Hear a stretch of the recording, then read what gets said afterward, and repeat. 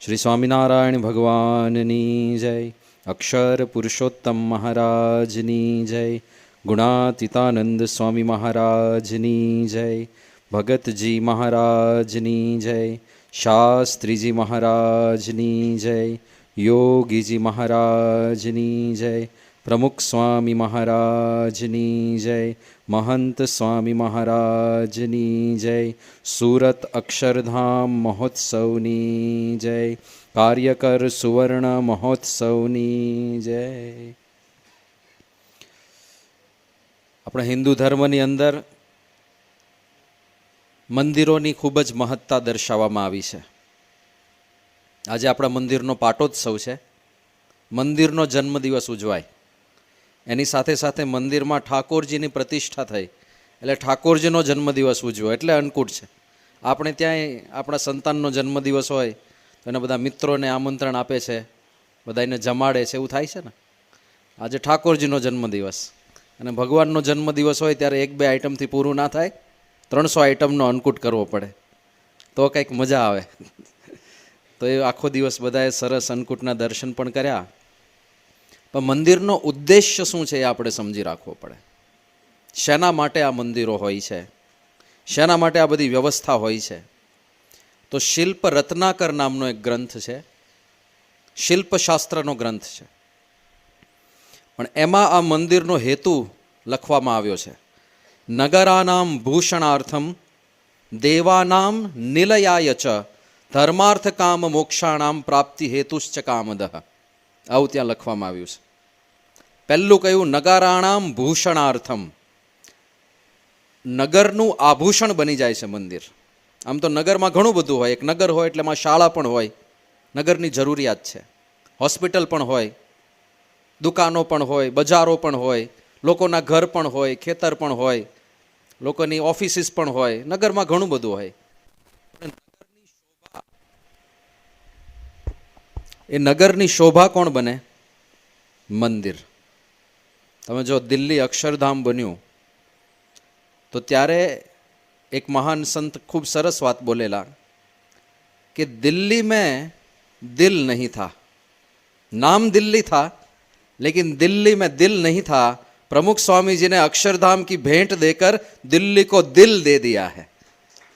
तो शोभा वधी गई. નાસિકમાં અને નાગપુરમાં આપણા ભવ્ય મંદિરો છે. તો નાગપુરની અંદર લોકોને જોવા જેવું કોઈ સ્થાન હોય કે ફરવા આવવું હોય તો એકમાત્ર મંદિર એ આખા નાગપુરના આભૂષણ સમાન છે અત્યારે. એવું જ નાસિકની અંદર છે. જૂના મંદિરો ઘણા બધા છે, પણ આટલી કોતરણી સાથે આવા બધા ભગવાનના ચરિત્રો, એક સ્તંભ ઉપર આખા રામાયણના બધા ચરિત્રો આવી જાય, બીજા સ્તંભ ઉપર મહાભારતના બધા ચરિત્રો આવી જાય. આટલું ડિટેલમાં કોતરકામ. તમે અબુધાબી હિન્દુ મંદિર હમણાં વાત કરી, ત્યાં પણ કેવી રીતની આખી કોતરણી કરેલી છે કે શંકર ભગવાનનો જે ખંડ હોય, એમનું જે શિખર હોય, તો એની બહારની સાઈડ તમે જાઓ તો શંકર ભગવાનના બધા ચરિત્રો ત્યાં આપણે કોતરણી કામ કરેલું છે. એટલે શિવ મહાપુરાણમાં જે કાંઈ ચરિત્રો હોય તે, પછી ભગવાન શ્રી કૃષ્ણનું જે ખંડ હોય, એમનું શિખર હોય, એમની બહારની સાઈડ તમે જાઓ તો કૃષ્ણ ભગવાનના ભાગવતના જે કાંઈ ચરિત્રો હોય, મહાભારતના ચરિત્રો હોય, જગન્નાથ ભગવાન છે તો એમની પાછળ જે કાંઈ આખી કથાઓ હોય એ કથાઓ ત્યાં કોતરવામાં આવી છે. રામચંદ્રજીનું શિખર છે તો ત્યાં રામચંદ્ર ભગવાનના, અને આખામાં ફૂલ નાનાથી માંડીને મોટી મૂર્તિઓ. હવે જે મંદિરમાં, જે દેશની અંદર મંદિર થવું એ કલ્પના હતી, ખાસ કરીને અબુધાબી રાજ્યની અંદર તો અત્યાર સુધી એક પણ મંદિર નહોતું થવા દીધું. અને એ દેશનો ધર્મ જ ઇસ્લામ છે, જેમાં મૂર્તિ પૂજાનો નિષેધ છે. પણ રાજાની ઉદારતા, એમને પણ આપણે ધન્યવાદ દેવા જોઈએ કે એમણે કીધું કે ખુલ્લું મંદિર કરો, ભલે બહાર મૂર્તિઓ દેખાય એવું મંદિર કરો. અને અત્યારે ખાલી મંદિરની બહારની બાજુ નાની મોટી મૂર્તિઓ ગણીએ તો 4000થી વધારે મૂર્તિઓ છે કેવલ બહારની પેરીફરીની અંદર. તો એવા મંદિરો આપણી સંસ્કૃતિનું રક્ષણ કરે છે, નગરના આભૂષણ બની જાય છે. આપણું ધોરાજીનું મંદિર પણ આમ રસ્તા ઉપરથી આમ પસાર થાય ને શિખર દેખાય તો કેવી ભવ્યતા લાગે છે. એકદમ બધી ધજા લહેરાતી હોય અને એક દિવ્ય આધ્યાત્મિક ઉર્જાનો અનુભવ હજી તો બહારથી આપણે શિખરો જોઈએ ત્યારથી આપણને થવા લાગે. એટલે નગરોનું ભૂષણ છે. બીજું કહ્યું દેવાનામ નિલયાય ચ, ભગવાનને રહેવાનું ધામ છે. પ્રમુખ સ્વામી મહારાજને જ્યારે પૂછવામાં આવી મંદિરની મહત્તા, ત્યારે સ્વામીએ કહેલું, મનને સ્થિર કરે તે મંદિર, ઉચ્ચ જીવનની પ્રેરણા આપે તે મંદિર, પરમાત્માને પામવાનું કેન્દ્ર છે મંદિર. આવું પ્રમુખ સ્વામી મહારાજ બોલેલા. તો કેમ મન સ્થિર થાય છે? કેમ ઉચ્ચ જીવનની પ્રેરણા મળે છે? કારણ કે અહીંયા ભગવાન નિવાસ કરીને રહે છે. આ મૂર્તિઓ એ પથ્થરની મૂર્તિઓ બહારથી ભલે દેખાય, પણ એ જીવંત મૂર્તિઓ હોય છે. એ બધું સાંભળતા હોય છે. ઘણીવાર આપણને પ્રશ્ન થાય કે સાંભળતા હોય છતાં હું આટલી બધી પ્રાર્થના કરું કેમ કંઈ પૂરી નથી કરતા? એવો પ્રશ્ન થાય ને. આ બધું સાંભળે છે ભગવાન, એવું કહે છે. અને પ્રાર્થનાનો કેટલો બધો મહિમા કહેવામાં આવ્યો છે. Every prayer is heard and answered. દરેક પ્રાર્થના સંભળાય છે ભગવાન દ્વારા, અને ભગવાન એનો પ્રતિભાવ પણ આપે છે. પણ આપણને અનુભવ તો થતો નથી. કારણ કે આપણે એપલનો આઈફોન માગ્યો ભગવાન પાસે, ઘરનું ઘર માગ્યું, ક્યારે હું માંદો ના પડું એવી બધી પ્રાર્થનાઓ કરી, ફળતી કેમ નથી? કશું થતું તો છે નહીં. તો ભગવાન કેવા છે? મા બાપ જેવા છે. મા બાપ પાસે સંતાનો જાત જાતનું માગે, પણ મા બાપ આપે શું? જે સંતાન માટે હિતકારી હોય એ જ આપે. બાળક માંદું હોય, ડૉક્ટરે કહ્યું હોય કે આ છોકરાને ગળ્યું નહીં ખવડાવતા, નહીં તો આ રોગ વધારે વકરશે. અને દિવાળીનો સમય આવે અને જેટલા ઘરે મહેમાનગતિ કરવા જાઓ એ બધા ઘરે મીઠાઈ તો હોય જ. દિવાળીનો સમય છે. અને પેલું છોકરું દર વખતે વેણ કરે, મીઠાઈ, મમ્મી અડવા દેશે?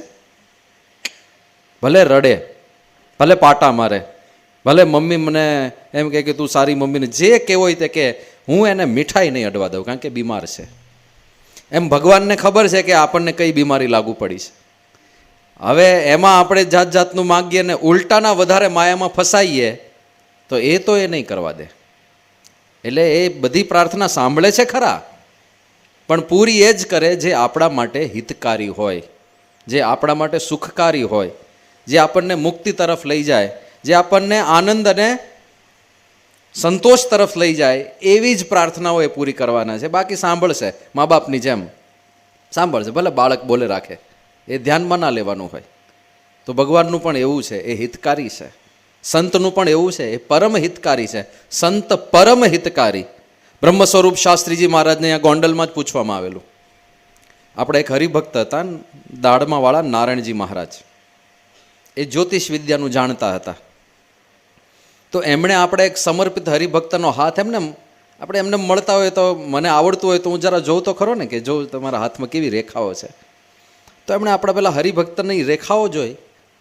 હવે એમની હસ્તરેખાઓમાં તો એવું આમ પ્રતીત થતું હતું સીધું જ કે આ મલ્ટી મિલિયનર હોવા જોઈએ, બહુ ધનવાન, અત્યંત શ્રીમંત હોવા જોઈએ, અને એરપોર્ટથી એરપોર્ટ ફરે એવડો મોટો એમનો બિઝનેસ હોય એવું એમની હસ્તરેખામાં લખ્યું છે.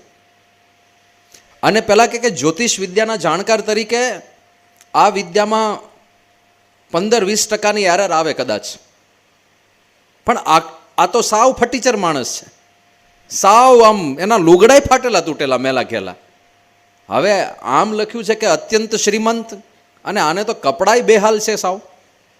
તો આવું તો ના થાય, આટલું વિપરીત ના પડે મારું જ્યોતિષ શાસ્ત્ર ક્યારેય. એટલે એમણે એક વખત શાસ્ત્રીજી મહારાજને વાત કરી કે સ્વામી આ હરિભક્ત છે ને, એનો હાથ મેં જોયો, અને એના પ્રારબ્ધમાં તો ધોમધોમ સાહિબી લખેલી છે, અત્યંત ખૂબ જ ધન અને સંપત્તિ લખેલી છે, પણ એ તો સાવ ગરીબ બેહાલ દરિદ્ર થઈને ફરે છે. કે સ્વામી આવું કેમ એનું પ્રારબ્ધ ફળતું નથી? તો શાસ્ત્રીજી મહારાજ શું બોલ્યા ખબર છે? મનાઈને એવી વાત બોલ્યા. શાસ્ત્રીજી મહારાજ કે અમે જ એમના પ્રારબ્ધને રોકી રાખ્યું છે. એટલે નારાયણજી મહારાજને આશ્ચર્ય થયું કે સ્વામી આવું કેમ? બિચારા હરિભક્તના પ્રારબ્ધમાં ધન સંપત્તિ લખી છે, તો આપોને શું કામ રોકી રાખી છે? શું કામ દુઃખી કરો છો તમારા ભક્તને?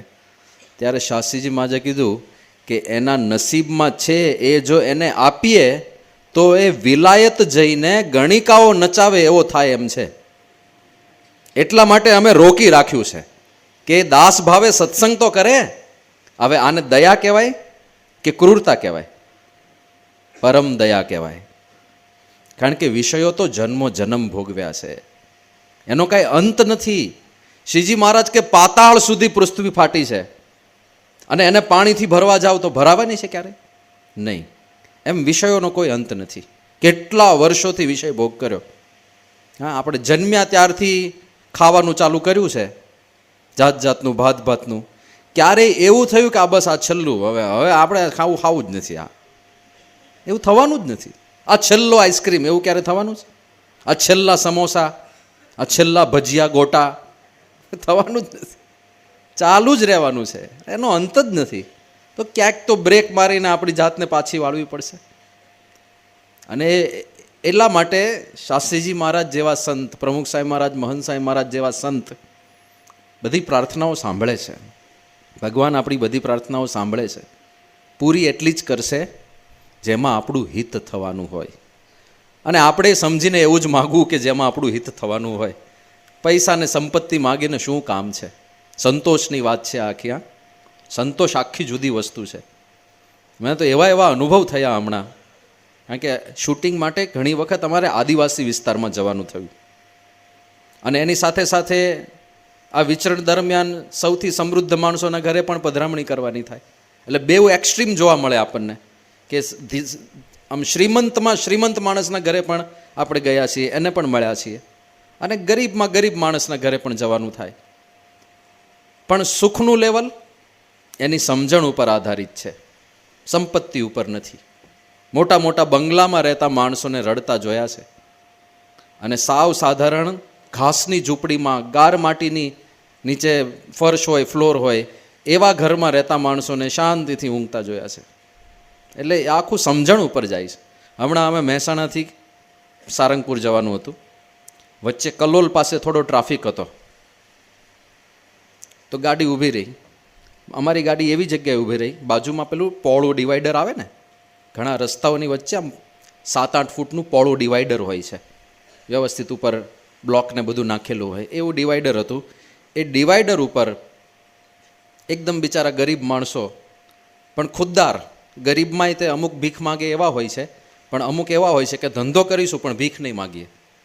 તો ત્યાં એ લોકોએ નાનું સેટઅપ કરેલું, ખબર પેલા બબલ્સ, પેલા પરપોટા નીકળે ને એના મશીન આવે છે, કે નાના નાના નાના પેલા પરપોટા નીકળે રાખે, એવા મશીનનો આખો એ લોકોએ ઢગલો કરેલો વેચવા માટે. એ ભાઈ હતા, લગભગ 35 વર્ષની ઉંમરના ભાઈ હતા. એમના ધર્મપત્ની બાજુમાં હતા, અને 2 સંતાનો ત્યાં આગળ હતા. પણ જે ખિલખિલાટ કરતા હતા, જે હસતા હતા, રહેવા માટે ઘર નથી, ફૂટપાથ ઉપર રહે છે. હા, ત્યાં પેલું સાધારણ કાપડ જેવું પાથરીને આ બધા એણે પેલા રમકડા ગોઠવેલા છે, અને એનો વેપાર કરે છે. સામે કસ્ટમર કોઈ હતો નહીં. લગભગ 2 વાગ્યાનો સમય હતો, જમવાનો ટાઈમ થયો હશે. તો એમાં પેલા એમના બાળકે ડબ્બો ખોલ્યો. એક ડબ્બામાં 4 કે 5 રોટલી હતી, આટલો ડબ્બો હતો, અને એમાં ઉપર 1/2 ઇંચ જેટલું ખાલી હતું, એટલી રોટલીઓ હતી. એટલે આપણે પેલા ગામડામાં જે જાડી રોટલીઓ હોય ને, એવી ગણીને 4-5 રોટલી હશે. હું જોતો હતો કે એની સાથે બીજું શું છે, શાકમાં શું છે. શાક તો હતું જ નહીં, પણ એક કોથળીમાં 2 વાટકી જેટલી દાળ હશે, પ્લાસ્ટિકની કોથળીમાં બાંધેલી. બસ એ એમને જમવાનું હતું. પણ ચહેરા પર આનંદ હતો બધાને, એકદમ હસતા હતા. પછી મને વિચાર આવ્યો કે ગાડીમાં પ્રસાદ પડ્યો છે, આપણો મંદિરનો પ્રસાદ પડ્યો. મેં પેલા નાના બાળકને બોલાયો અને પ્રસાદ આપ્યો. તો બાળકે સીધું એના પપ્પા સામે જોયું પહેલાં, કે આ લઉં કે ના લઉં. પપ્પાની અનુમતિ હોય તો લેવાય, બાકી ના લેવાય. એટલે એણે પાછળ પપ્પા સામે જોયું, અને એના ફાધરે જોયું કે સંતો છે. હવે આજકાલ તો ક્યાં આ જમાનામાં ભગવા ઉપર વિશ્વાસ કરવા જેવું નથી, એવું થઈ ગયું છે. ઓલા ઠગ બધા આવા કપડાં પહેરીને આવે છે આજકાલ, આવું થઈ ગયું છે. આપણે જૂની પરંપરા છે, રાવણે આ જ કર્યું હતું ને, રાવણથી ચાલુ થયું છે. પણ એ પેલા એમના ફાધરે જોયું કે સંતો બિચારા નિર્મળ લાગે છે, સ્વામિનારાયણના સંતો છે એવું સમજીને કે હા બેટા લઈ લે પ્રસાદ, વાંધો નહીં. અને પ્રસાદ લઈને ગયો બાળક. બધા ખૂબ પ્રસન્ન હતા. મેં એના પપ્પાને બોલાયા નજીક. કીધું આવી પરિસ્થિતિ છે, આવા બેહાલ છો, અને આટલો બધો આનંદ, તો તમને આમ એવું ના થાય કે અમને ભગવાને કેમ આવા રાખ્યા? હવે જો કંઈ સત્સંગ નથી, એવું તો છે નહીં કે આ લોકો રેગ્યુલર કથા વાર્તા સાંભળતા હશે. પણ ભારત વર્ષની આ મજા છે. ગમે ત્યાંથી આવા સંસ્કાર આવ્યા હોય, પણ સમજણ હોય ને એ માણસ આનંદિત રહી શકે, એ નક્કી વાત છે. એમાં પરમાત્માનું કર્તૃત્વ તો બહુ મોટી વાત છે, પણ ખાલી કર્મની વાત સમજાઈ જાય ને, કર્મનો સિદ્ધાંત સમજાઈ જાય તોય બહુ મોટી વાત છે. બીજું મારી પાસે શું છે એનો વિચાર કરીએ એ બહુ મોટી વાત છે. આ આપણે મોટા ભાગે વિચાર શું થાય, મારી પાસે શું નથી, આને ઘરનું ઘર થઈ ગયું મારી પાસે નથી, આને 2 દીકરા મારે હારી દીકરો નથી, હજુ મારી પાસે શું છે એનો વિચાર જ નહીં, મારી પાસે શું નથી એનો જ વિચાર. તો આ શેના જેવું થયું કે એક કાકા પેલા બીડીની જોડીનું ઉદાહરણ સંતો બહુ આપતા કે 2 અપ્રોચ હોય બીડીની જોડી આખી પૂરું કરવાનો. 4 ભાઈ બીડી આવતી ને પેલા, હવે એ જોડી આખી પૂરી તો 2 કરવાની જ છે. એક ભાઈ શું કરે, જ્યારે જ્યારે જોડી ખોલે ને ત્યારે એને એમ થાય કે આમાં પેલા ખરાબમાં ખરાબ બીડી પી લઉં, પછી હારી હારી છેલ્લે પીશું, બરાબર. તો દર વખતે જ્યારે એ ઉપાડે ત્યારે કઈ ઉપાડે, ખરાબમાં ખરાબ છે તો એની જ બીડીઓ. બીજો એવો છે કે સારામાં સારી પીવો, પછી ખરાબ ખરાબ છેલ્લે પીશું. તો જ્યારે જ્યારે ઉપાડે ત્યારે કઈ ઉપાડે, સારામાં સારી. હવે છે તો એની એ જ, પણ જે સારામાં સારી એને મનમાં શું થાય કે આપણે દર વખતે બેસ્ટ ક્વોલિટીનો માલ લઈએ છીએ અને પેલા ખરાબ ખરાબ પી લઈએ. એ જ વસ્તુ તો એની જ રહેવાની, પરિસ્થિતિઓ તો એની એ જ રહેવાની. તમે વિચારધારા કેવી રાખો છો, શું આપણી પાસે છે એનો વિચાર કરવા જેવો છે. એટલે મહંત સાહેબ મહારાજે આ નવા વર્ષે એક વિશેષ આદેશ આપ્યો છે આપણને, રોજ 15 મિનિટ પ્રાપ્તિનો વિચાર કરવો. શું છે આપણી પાસે? આ તો ખાલી લૌકિક વાત કરું. આ વ્યક્તિએ મને વાત કરી, મેં કીધું તમને આમ એવું ના થાય આવી પરિસ્થિતિમાં કેમ રાખ્યા હશે ભગવાને? એ કે સ્વામી જુઓ, પહેલી વાત મારી પાસે શું છે, એને પોતાની સમૃદ્ધિ ગણાવી મને કે આ દુનિયામાં કેટલા બધા લોકો એવા છે જેને લગ્ન કરવા છે પણ બૈરું મળતું નથી, છે કે નહીં? મેં કહ્યું છે ને. એ કે મારે ધર્મપત્ની છે, મને મળ્યા છે, કેટલી મોટી વાત.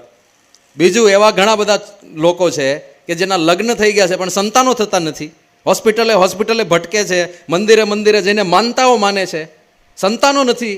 મારે કે આ 2 કિલકિલાટ કરતા બાળકો છે. તો આટલું બધું તો મને મળ્યું છે અને પેટનો ખાડો પૂરવા માટે રોજ મળી રહેશે, મારે જેટલી જરૂર છે એટલું ખાવાનું મળી રહેશે, તો હું શું કામ દુઃખી થાવ ખાલી ખોટો? લોકો બંગલામાં રહે છે ને એ દુઃખી છે, એના કરતાં તો હું કેટલો સુખી છું. એની જરૂરિયાતો પૂરી નથી થવાની તો મારી નથી થવાની. જે અધૂરપ છે તો બધાયની અંદર છે, પણ જે આપણી પાસે છે એનો વિચાર કરીએ તો કેટલો મોટો આનંદ થઈ જાય. તો આ અપ્રોચ છે બધા. તો મંદિરમાં બીજો જે આ હેતુ, આપણે થોડા દિશામાં અંદર ગયા, પણ સાથે સાથે મહંત સાહેબ મહારાજની આજ્ઞા છે એટલે આ એક મુદ્દો આપણે લઈ લઈએ કે આપણી પાસે શું છે એનો વિચાર અવશ્ય કરો. એમનેમય ખાલી ભગવાન અને સંતની વાત હમણાં સાઈડમાં રાખીએ, આ મનુષ્ય શરીર મળ્યું છે કેટલી મોટી વાત છે, એને તો આપણે ખબર જ નથી કે આ કેટલો દુર્લભ વસ્તુ છે. સત્સંગ દીક્ષામાં મહંત સાહેબ મહારાજે દેહોયમ સાધનમ મુક્તેર ન ભોગ માત્ર સાધનમ દુર્લભો નશ્વરશ્ચાયમ વારમ વારમ ન લભ્યતે. આ મનુષ્ય શરીર મળ્યું એનો જ આપણે વિચાર નથી કરતા, કારણ કે આપણે સરખામણી કોની સાથે કરીએ? આપણા કરતાં સમૃદ્ધ હોય એની સાથે, આપણા કરતાં વધારે બુદ્ધિશાળી હોય એની સાથે, આપણા કરતાં વધારે વસ્તુઓ અને વધારે સારા કપડાં પહેરતા હોય કે વધારે સુંદર દેખાતા હોય એવા લોકો સાથે સરખામણી કરીને બેસીએ. સરખામણી કરવી જ છે, વાંધો નહીં. વાંદરા સાથે સરખામણી કરો, એ જીવત છે ને બિચારો એક, એ પોતાના કર્મ ભોગવવા માટે શરીરમાં રહ્યો છે. વાંદરા સાથે કરો સરખામણી, ચલો. બુદ્ધિ કેટલી લિમિટેડ. મુક્તિનું સાધન મનુષ્ય શરીર આપણને મળ્યું છે, આ કેટલી મોટી વાત છે. બાકી વાંદરાનું શરીર મળ્યું હોત તો બુદ્ધિ કેટલી લિમિટેડ. બીજી બધી સ્પીસીસ, બીજી બધા જન્મની અંદર મનુષ્ય સિવાયના ભગવાન ખાલી આહાર, નિદ્રા, ભય, મૈથુન 4 જ મતિ રાખે, બીજી કોઈ મતિ ના હોય. આહાર, નિદ્રા, ભય, મૈથુનમ ચ સામાન્ય મેતત પશુભીર નરાણામ ધર્મો હિ તેષામ અધિકો વિશેષો ધર્મેન હીના પશુભી સમાના. તો કૂતરો હોય કે બિલાડું હોય કે વાંદરો હોય, એ બધાને 4 જ વિચાર આવે. આહાર, ખાવાનો વિચાર આવે. નિદ્રા, ઊંઘવાનો વિચાર આવે. ભય, હાથમાં પથ્થર લો, કૂતરો ભાગી જાય, વાંદરોય ભાગી જાય, બીક લાગે બધાને. અને મૈથુન, પ્રજોત્પત્તિ થાય, પોતાનો સંતતિ વેલો આગળ વધારે. આ 4 વસ્તુ બધા પ્રાણીઓમાં હોય. વિકાસનો વિચાર, પોતાના જીવનનો હેતુ શું છે એ બધો વિચાર, ભક્તિ કરવાનો વિચાર, મુક્તિનો વિચાર, ગુરુના આશ્રયનો વિચાર, પરમાત્માની શરણાગતિ કરવાનો વિચાર, આ બધા વિચાર કેવળ માણસને આવે. એટલે આપણા શાસ્ત્રો કહે છે કે કેવળ મનુષ્ય શરીરમાં મુક્તિ થાય છે. વાંદરાને વિચાર જ ના આવે, એને વિકાસનો વિચાર પણ ના આવે, એને ભવિષ્યનો વિચાર પણ ના આવે. આમ એવું કહેવાય છે વાંદરામાંથી માણસ ઉતર્યા, પણ ભેદ તો જુઓ. વાંદરાએ જોયું કે આ જંગલમાં રહેતો હતો, પછી ગુફામાં રહેવા ગયો, પછી એને ઝૂંપડા બાંધ્યા, પછી પાકા મકાન બાંધ્યા, પછી 2 માળના, પછી 5 માળના, અત્યારે તો 100 માળના બિલ્ડિંગ બાંધતો થઈ ગયો. છતાંય વાંદરાને એવો વિચાર ના આવે કે હું ઝાડ ઉપરથી નીચે ઉતરીને એક ઝૂંપડું તો બાંધું. નહીં આવે, કારણ કે કોઈકે એમની બુદ્ધિને જકડી રાખી છે, એની સિવાયનો વિચાર જ ના આવે, ક્યારેય ના આવે. એ બધી યોનિઓ કર્મ ભોગવવા માટે છે, અને નવા કર્મ થાય છે ક્યાં? મનુષ્ય શરીરમાં. આપણે બુદ્ધિપૂર્વક નિર્ણયો લઈ શકીએ કે મારે આ કરાય, આ ના કરાય, આ કરાય, આ ના કરાય. બધી વિવેક બુદ્ધિ માણસમાં છે. જન્મના હેતુનો વિચાર માણસ જ કરી શકે, મુક્તિનો વિચાર માણસ જ કરી શકે. વાંદરાને વિચાર ના આવે. તમે આમ આપણને એકદમ બેઝિક જેવું લાગે કે આવું તો ખબર પડે કે નહીં, બાળકને ખબર પડે. જેમ કે વરસાદ આવે તો માથે તાડપત્રી રાખીએ કે છત્રી રાખીએ તો આપણે પલળીએ નહીં. આ કાંઈ બહુ સાયન્ટિફિક વિચાર છે બહુ મોટો?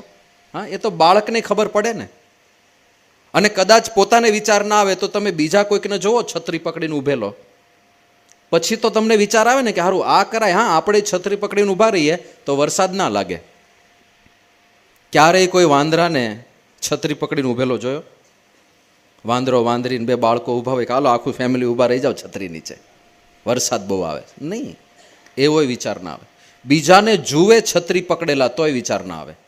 તમારા હાથમાં સફરજન હોય તો વાંદરો આંચકીને જતો રહેશે, પણ કોઈ વાંદરો કોઈની છત્રી આંચકીને જતો રહ્યો એવું થાય નહીં. એ વિચાર એને ના આવે. ગમે તેટલી ઠંડી હોય, એ ઝાડ ઉપર ઠૂંઠવાટતો બેઠો રહેશે વાંદરો, પણ એને એવો વિચાર નહીં આવે કે ચલો લાકડા ભેગા કરીને અગ્નિ પેટાવીએ અને તાપીએ સહકુટુંબ સહપરિવાર, થોડી ગરમાટો આવે, થોડો ગરમાવો રહે. એવો વિચાર ના આવે. છે ને, આ વિશેષ વસ્તુ છે. કેમ આવું થાય છે? એને ભવિષ્યનો વિચાર પણ ના આવે. તમે 1 ડઝન કેળાની લૂમ વાંદરાને આપી દો, કેટલા ખાઈ શકે? 4-5 ખાઈ શકે. તો બાકીના વધ્યા તો વાંદરાને ક્યારે તમે જોયું કબાટ રાખે અને કબાટમાં બાકીના મૂકી રાખે અને લોક રાખે એટલે બીજા કોઈ ખાઈ ના જાય, અને સાંજે હું કેળા ખાઈશ, એવો વિચાર ના આવે. સ્ટોરેજનો વિચાર પણ ના આવે. હવે આ ક્યાં એટલા બધા મોટા વિચારો છે કે શીખવા જવા પડે. આપણા મનુષ્યો માટે મોટા વિચારો નથી, પણ બીજી પ્રાણીઓને આવા બધા વિચારો ના આવે, કારણ કે ભગવાને બધાની બુદ્ધિને બાંધી રાખી છે. એને અમુક પ્રકારે જ બધા કર્મ ભોગવવાના છે. તો આ મનુષ્ય શરીર મળ્યું આપણને, જેમાં આપણે વિચાર કરી શકીએ, જેમાં આપણે એક સારું જ્ઞાન પ્રાપ્ત કરી શકીએ, આપણા શાસ્ત્રોની વાતો જાણી શકીએ, એકબીજા સાથે જે રીતનો વાર્તાલાપ આપણે કરી શકીએ છીએ એ પણ કોઈ પ્રાણીને ફેસિલિટી નથી. કેવી કેવી ચર્ચાઓ આપણે કરી શકીએ ને. અહીંયા બેઠા બેઠા અમિત શાહ અને મોદીએ શું નિર્ણય લેવા જોઈએ એ આપણે ચર્ચા કરીએ. બોલો લ્યો, પેલા 2 વાંદરા ક્યારે એવી ચર્ચા કરતા સાંભળ્યા તમે? યારું, ભારતમાં વાંદરાઓની વસ્તી વધી ગઈ છે, વસ્તી કંટ્રોલ કરવો જોઈએ હવે આપણે. એવી કાંઈ ચર્ચા કરે 2 વાંદરા ક્યારે? વિચારોનું આદાન પ્રદાન એ પણ ખાલી મનુષ્યો જ કરી શકે. પહેલાં તો એટલો જ વિચાર કરીએ ને કેટલું અદ્ભુત શરીર આપણને ભગવાને આપી દીધું, તો એનાથી ગર્વ જાગે એવું છે. બીજું, તમારે જો સુખિયા રહેવું હોય, ગુણાતીતાનંદ સ્વામી આપણને દિશા આપી કે સુખિયા રહેવું હોય તો દુખિયાનો વિચાર કરવો. એ પ્રાપ્તિનો જ વિચાર છે એક જાતનો. એ કોઈક માણસ, જો તમે દુનિયામાં એવા જુઓ છો માણસો કે નાનપણથી અંધ જન્મે, એને આ દુનિયા દેખાવાની જ નથી. તમે જુઓ આટલી સુંદરતા, આ સભા મંડપની સુંદરતા જુઓ, મંદિર ઉપર જાઓ ઠાકોરજીની મૂર્તિની સુંદરતા જુઓ, કેટલી અદ્ભુત આ દુનિયા છે. એને આખી જિંદગી દેખાવાની જ નથી. અને એની સાથે તમારી જાતને સરખાવો, મને આ દુનિયા દેખાય તો છે. કેટલા બધા એવા લોકો છે જે જન્મથી બહેરા છે, અને બહેરા છે એટલે બોલી પણ નથી શકતા, કારણ કે બોલવાનું માણસ સાંભળીને શીખે. નાનપણથી બધા બોલાવે, બોલો મમ્મી, બોલો બોલો બેટા મમ્મી, એટલે એ સાંભળીને પછી મિમિક કરવા મમ્મી. અને પહેલી વાર મમ્મી બોલે તો મમ્મી તો ફૂલાઈ જાય એકદમ કે મારો દીકરો મમ્મી બોલ્યો. એક વખત આ તો રસ્તામાં વચ્ચે વચ્ચે આવતું જશે, લેતા જઈશું આપણે. એક વખત એક મમ્મી પોતાના દીકરાને બોલતા શીખવાડતી હતી કે બોલો બેટા, બેટા બોલો પપ્પા. પેલો છોકરો ટ્રાય કરે પપ્પા પપ, નહીં બેટા બોલો પપ્પા. પપ્પો એવો ફૂલાય કે આ હા હા, આ દુનિયામાં એકમાત્ર માતા એવી હશે કે જે પોતાના બાળકને સૌથી પહેલા પપ્પા બોલતા શીખવાડે છે. અને એ તો ફૂલ્યો ના સમાય, છાતી ગજગજ ફૂલવા માંડી. એ કેટલો ભાગ્યશાળી કે આવા એક સંસ્કારી ધર્મપત્ની મને મળ્યા કે પોતાના સંતાનને પહેલા પપ્પા શબ્દ શીખવાડે છે. છોકરો પપ્પા પપ્પા બોલતો શીખી ગયો, એકદમ પાવરધો બની ગયો. પપ્પા પપ્પા આખો દાડો પપ્પા પપ્પા જ બોલ્યા કરે. રાત્રે સૂતા હતા, અડધી રાત્રે પેલું જાગ્યું 2 વાગે અને એવી બુમરાણ મચાઈ. અને શું બોલે? એક જ શબ્દ આવડે છે. શું બોલે? પપ્પા પપ્પા. પપ્પાએ મમ્મીને જગાડ્યા કે જાગ, પેલો પેલો રડે છે. કે આ રડે છે પણ કોને બોલાવે છે? તમે જાઓ, હું હુઈ રહીશ. પેલું પ્લાનિંગ હતું આ બધું.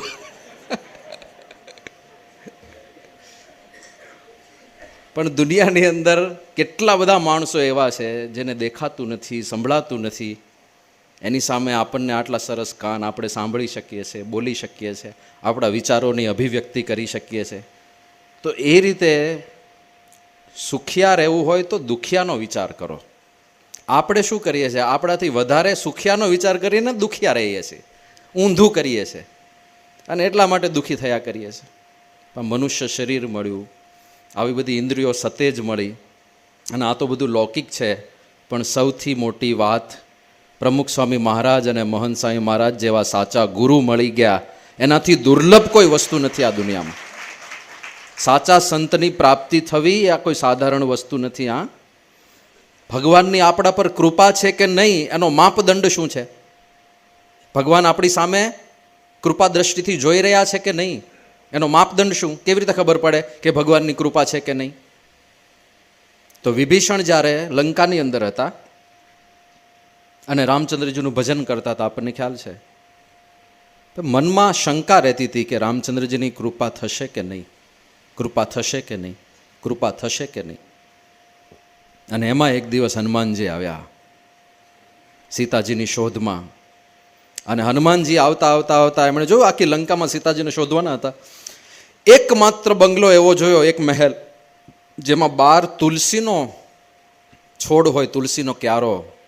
હનુમાનજીને આશ્ચર્ય થયું કે આ અસુરોની ભૂમિની અંદર વિષ્ણુ ભક્ત ક્યાંથી તુલસી રાખે છે આંગણાની અંદર? હનુમાનજી કુતૂહલવશ અંદર ગયા અને અંદર જોયું તો રામ રામ રામ ભજન ચાલતું હતું. 12 તીરકામઠું દોરેલું, 12 જેમ આપણે બધા સ્વસ્તિક ને બધું દોરતા હોય છે ને ઘર ઉપર, એમાં બંગલામાં તીરકામઠા દોરેલા. ખબર પડી ગઈ કે છે તો રામ ભક્ત. અને અંદર ગયા અને વિભીષણ સાથે વાર્તાલાપ કર્યો. વિભીષણને પરિચય થયો, ઓહો આ તો હનુમાનજી છે, રામદૂત હનુમાન આવ્યા છે. અને એ વખતે વિભીષણ વાત કરે છે કે મને શંકા રહેતી હતી કે પ્રભુની કૃપા થશે કે નહીં થાય, થશે કે નહીં થાય, પણ હવે આપ એક ભગવાનના સાચા સંત, એના મારા ઘરમાં પગલા થયા. અબ મોહી ભા ભરોસ હનુમંતા. એ હનુમાનજી, હવે મને ભરોસો આવી ગયો કે બિનુ હરી કૃપા મિલહી નહીં સંતા. ભગવાનની કૃપા ના હોય તો સંત ક્યારેય મળે નહીં. તમારા જેવા સંત મને મળ્યા, રઘુનાથજીની કૃપા મારી ઉપર વરસી રહી છે. એમ આપણને સંત મહંત મળ્યા, ભગવાન સ્વામિનારાયણની કૃપા વરસી રહી છે, પરબ્રહ્મ પરમાત્માની કૃપા વરસી રહી છે. તો આવા સંત મળે અને ઓળખાય, બાકી ના ઓળખાય. હા, સાચા સંતની ઓળખ બહુ મોટા પુણ્ય હોય એને જ થાય છે, અત્યંત દૈવી જીવો હોય એને જ થાય છે. બાકી આસુરીપણું આપણી અંદર હોય તો સામે ભગવાન ઊભા હોય ને તોય ના ઓળખાય. કંસને ના ઓળખાયા ને, શિશુપાળને ના ઓળખાયા, રાવણને ના ઓળખાયા, નજર સામે હતા. જે ભગવાનના એક દર્શન, એક ઝાંખી માટે અત્યારે હિમાલયની અંદર હજારો લોકો સાધના કરે છે, ગિરનારની અંદર કેવી કઠોર સાધનાઓ લોકો કરે છે. શાના માટે? એકવારે પરબ્રહ્મ પરમાત્માની ઝાંખી થઈ જાય. અરે એ જ તો દેખાતા હતા, રાવણની સામે જ તો ઊભા હતા, કંસની સામે તો ઊભા હતા, 11 અક્ષોહિણી સેનાની સામે જ ઊભા હતા ને કૃષ્ણ. નજર સામે હોય તોય ના દેખાય, ઓળખાય નહીં. આસુરીપણું હોય તો આપણને ઓળખાયા, એટલું દૈવીપણું છે. એ બહુ મોટા ભાગ્યની વાત છે. તો એ પ્રાપ્તિનો વિચાર, કેવા ભગવાન, કેવા સંત, કેવા દુર્લભા સંત છે. તો આ બધો વિચાર કરવો એ બહુ જરૂરી છે. તો નગરાનામ ભૂષણાર્થમ દેવાનામ નિલયાય ચ, ભગવાનના મૂર્તિમાં સાક્ષાત વિરાજમાન છે. એટલે પ્રાર્થનાઓ કરવી, ભલે બેફામ પ્રાર્થનાઓ કરવી, પણ સાથે એટલું સમજી રાખવું કે એમાંથી યોગ્ય પ્રાર્થના હશે એ જ ભગવાન પૂરી કરવાના છે. બધી પૂરી નહીં કરે. બધી સાંભળે છે પણ પૂરી એ જ કરશે જે આપણા માટે હિતકારી હોય, જે આપણા માટે સુખકારી હોય. પછી વાત કરે છે કે ધર્માર્થ કામ મોક્ષાણામ પ્રાપ્તિ હેતુશ્ચ કામદહ. ધર્મ, અર્થ, કામ અને મોક્ષ ચારે ચારની પ્રાપ્તિનું માધ્યમ આ મંદિર બને છે. કેવી રીતે બને છે? તો મંદિરને આધારે શ્રદ્ધા ટકી છે. શાસ્ત્રોમાં શ્રદ્ધા, સંતમાં શ્રદ્ધા, અધ્યાત્મમાં શ્રદ્ધા, કર્મના સિદ્ધાંતમાં શ્રદ્ધા. અને એ બધી શ્રદ્ધાઓ છે ને એ જ ધર્મનું મૂળ છે. બાકી જો શ્રદ્ધા નીકળી ગઈ, જેવું કર્મ કરો એવું ફળ મળે, એ સિદ્ધાંત જો નીકળ્યો તો લોકો બેફામ પાપ કરે કે નહીં? અને કરનારા કરે છે જેને આ બધી વસ્તુમાં શ્રદ્ધા નથી. જેને એટલી પ્રતીતિ હોય ખાલી કે હું જે પાપ કરીશ એ મારે ભોગવવું પડશે, એ પ્રતીતિ હોય, એ 1000 વાર પાપના માર્ગે પગલું ભરતા પહેલા વિચાર કરશે. અને ખરેખર એવું છે. તમે ગમે તેવા હો, ગમે તેટલા બળવાન સામર્થ્યવાન હો, પણ જે કર્યું, જે ખોટા માર્ગે ચાલીને લોકોને પીડા આપી, જે યાતના આપી, એ યાતનાઓ ભોગવવી પડશે. તો ધર્મનું મૂળ જ આપણી આ શ્રદ્ધા છે. અને શ્રદ્ધાનું પોષણ મંદિર દ્વારા થવાનું છે. આપણા શાસ્ત્રોમાં જુદી જુદી કથાઓ દ્વારા વારે વારે આ જ બધા સિદ્ધાંતો પરિપુષ્ટ થાય. હા, વારે વારે. તમે જો ગમે તેવા હો, પણ તમે જે કર્યું એનો ભોગવવાનો વારો આવે. કોઈકને પીડા આપી તો એ પીડા સામે તમારી સામે આવવાની જ છે. દશરથ જેવા દશરથ હોય, રામચંદ્રજીના પિતા કહેવાય, પણ એમના બાણથી શ્રવણ મર્યો. નિર્દોષ હતા દશરથ, જાણી જોઈને ક્યાં શ્રવણને માર્યો હતો? એમને તો એવું હતું કે કોઈ હરણ પાણી પીતું લાગે છે નદી કિનારે, એટલે એમણે શબ્દવેધી બાણ છોડ્યું. હવે શબ્દવેધી બાણ કેવું? તમને માણસ દેખાતો નથી, તમે કોણા પર બાણ ચલાવો છો. ખાલી અવાજ આવે ને એના આધારે બાણ છોડવાનું હોય. શ્રવણ આ બાજુ પોતાના અંધ મા બાપને પાણી પાવા માટે માટલું લઈને નદીમાં બોળ્યું. નદીમાં પાણીનો અવાજ આવ્યો. આ બાજુ દશરથ રાજા જંગલની અંદર પેલું બાણ ચલાવવાની પ્રેક્ટિસ કરી રહ્યા, અભ્યાસ. એને થયું કે ત્યાં કોઈક હરણ પાણી પીવા આવ્યું લાગે છે, એટલે પાણીનો અવાજ આવ્યો. એમણે બાણ છોડ્યું, શબ્દવેધી બાણ, અને સીધો મનુષ્યની ચીસ સંભળાઈ. રાજા દશરથના હૃદયમાં ધ્રાસકો પડ્યો. અરે રે, આ તો કોઈ મનુષ્યને મારું બાણ વાગી ગયું. સીધા દોડ્યા દશરથ રાજા. એ પણ કેટલી મોટી ભલમનસાઈ અને ધર્મનું કામ કહેવાય. બાકી તો આજે હિટ એન્ડ રન કેસ થાય છે કે નહીં? ખબર છે કે મારી ગાડીએ પેલાના બાઇકને ટક્કર મારી અને એ બંને બિચારા સાઈડમાં પડ્યા છે, લોહી લુહાણ થઈ ગયા છે, તો એ ભૂમ એને મારી મૂકે ગાડી. એટલે તે ટક્કર મારી છે તો તારે ઊભા રહેવું જોઈએ મદદ કરવા માટે, એવું નહીં. દશરથ રાજાને ખબર પડી કે મારાથી ભૂલમાં કોઈ મનુષ્યને બાણ વાગી ગયું. સીધા દોડ્યા છે કે કદાચ શક્ય હોય તો હું બચાવી લઉં. અને ત્યાં ગયા તો શ્રવણની છાતીમાં બાણ વાગેલું. હવે બચવાની કોઈ સંભાવના નહોતી. પણ શ્રવણે પોતાની અંતિમ ઈચ્છા પ્રગટ કરી કે મારા અંધ મા બાપ અહીંયા બેઠા છે, એમને તરસ લાગી છે, તરસ્યા છે બિચારા, અને એમના માટે હું પાણી લઈને જવાનો હતો, પણ હવે મને તો બાણ વાગી ગયું. મારા તો અહીંયા છેલ્લા શ્વાસ ગણાઈ રહ્યા છે, પણ આ પાણી તમે મારા મા બાપને પહોંચાડી દેજો, બિચારા તરસ્યા છે. અને આટલી વિનંતી કરીને શ્રવણે તો પ્રાણ છોડી દીધા. આ બાજુ દશરથ રાજા માટલું લઈને ગયા તો ખરા, પણ કયા મોઢે વાત કરે કે તમારો દીકરો હવે આ દુનિયામાં નથી રહ્યો. અંધ મા બાપ છે બિચારા, દીકરાના આધારે જ તો છે, બાકી જાય ક્યાં જંગલમાં? દશરથ રાજા ત્યાં જઈને કશું બોલી નથી શકતા. શ્રવણના મા બાપને ખાલી એમના પગરવ સાંભળીને, પગલાંનો અવાજ સાંભળીને ખબર પડી ગઈ કે આ અમારો દીકરો નથી, એના આવા પગલાં નથી, આ બીજું કંઈક લાગે છે. એટલે એ લોકો જ સામેથી પૂછે, કોણ છો તમે? કેમ અમારો દીકરો નથી દેખાતો? ક્યાં ગયો? તમે શું કર્યું એની સાથે? કેમ તમે પાણી લઈને આવ્યા છો? અને ત્યારે દશરથ રાજા આખી વાત કરે છે કે મારાથી ભૂલમાં બાણ ચલાવાયું, એ બાણ તમારા પુત્રને લાગ્યું, એ હવે આ દુનિયામાં નથી રહ્યો. અને આ જેવું સાંભળ્યું, જે આક્રંદ કર્યો શ્રવણના માતા પિતાએ, એ મારો દીકરો જો આ દુનિયામાં ના હોય તો હવે અમારે જીવવાનો કોઈ અર્થ નથી. એટલે ત્યાં જ ચિતાનું નિર્માણ કરીને બંને મા બાપ એ અગ્નિ પ્રવેશ કરીને ભગવાનના ધામમાં જતા રહે છે.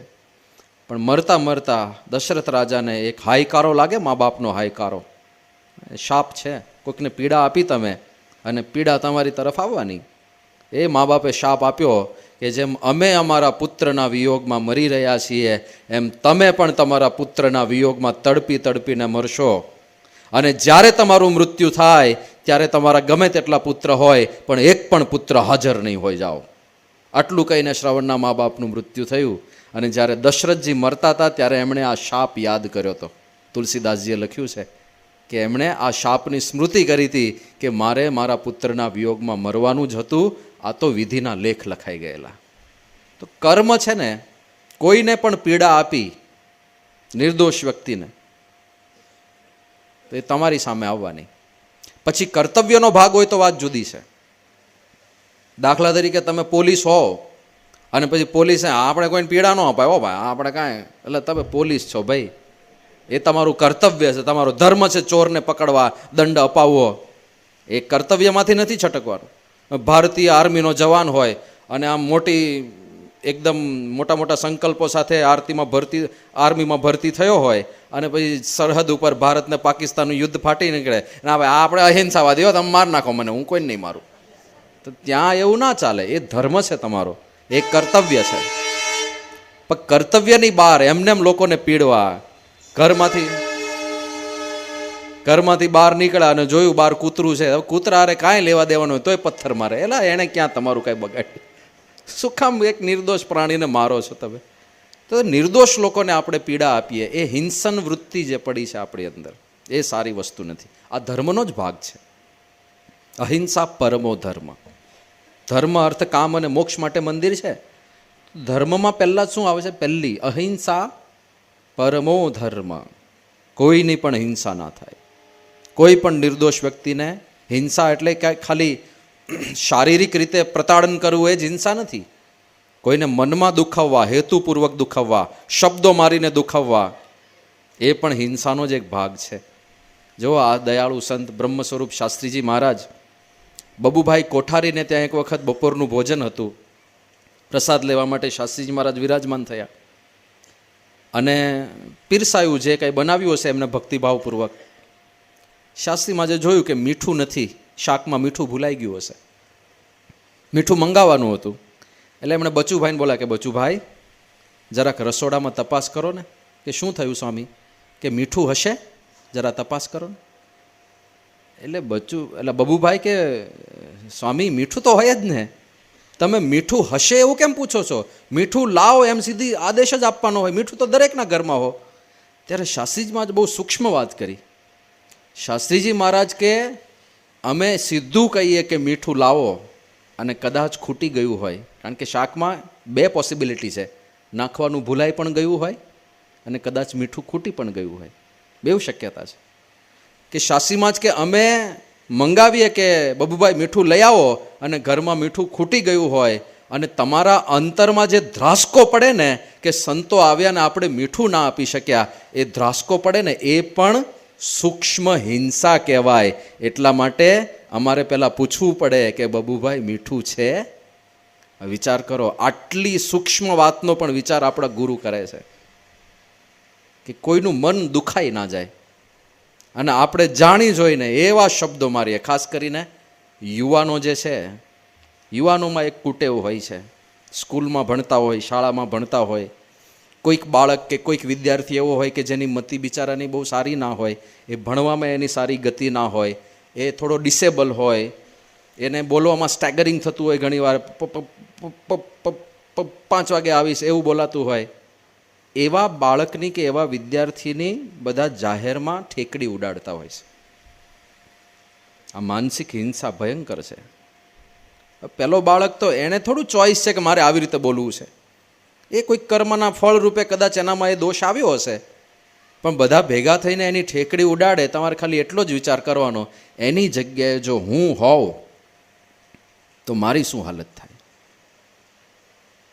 અને એ વિદ્યાર્થીના અંતરમાં કેવા સામે પ્રતિભાવો ઉઠતા હશે. જે લોકો એને પરેશાન કરતા હોય, હવે પેલો તો ગરીબ પ્રકૃતિનો છે, જવાબ નથી આપી શકતો, અને જેટલો વધારે જોરથી જવાબ આપવા જાય એટલો વધારે પ્રશ્ન થાય કે તું તું તું તું તું તું તું એમ કરીને બિચારો ત્યાં જ અટકી જાય, જવાબ તો આપી ના શકે.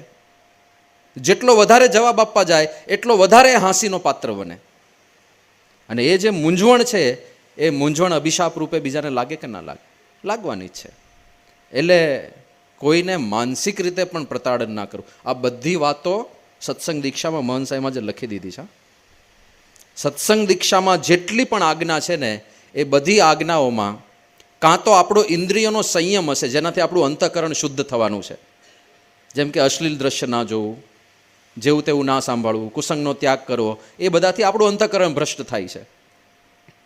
અને બીજી આજ્ઞાઓ એવી હશે કે જેમાં આપણે આ હિંસન વૃત્તિથી, પરપીડન વૃત્તિથી કે પાપથી દૂર રહીએ, જેથી ખોટા કર્મોનો ખડકલો ના થાય. દરેક વસ્તુ આમાં જ જશે. ના પાડી છે કે માંસાહાર ન કરવો, ઈંડા ન ખાવા, શું થાય છે? હિંસા થાય છે, નિર્દોષ પ્રાણીઓની હિંસા થાય છે. વ્યભિચારની ના પાડી, એમાં પણ ના માનસિક હિંસા જ છે ને, કે જે પાત્ર સાથે તમારો વિવાહ થયો છે એની સિવાય બીજા કોઈનો વિચાર ના કરવો. બંને પક્ષે આપણા શાસ્ત્રોમાં વધારે પુરુષ પ્રધાન રીતે શાસ્ત્રો લખાયા હોય એટલે પતિવ્રતા નારીની વાતો વિશેષ હોય, પણ તમારે પત્ની વ્રતાય થવાનું છે ને. પાછું ખાલી બધું પતિવ્રતા માટે જ નથી, પત્ની વ્રતાય થવાનું છે. રામચંદ્ર ભગવાને સ્થાપિત કરી દીધું ને, એક બાણ, એક વચન અને એક નારી. તો પતિવ્રતા પત્ની વ્રતા પરસ્પર. શું કામ?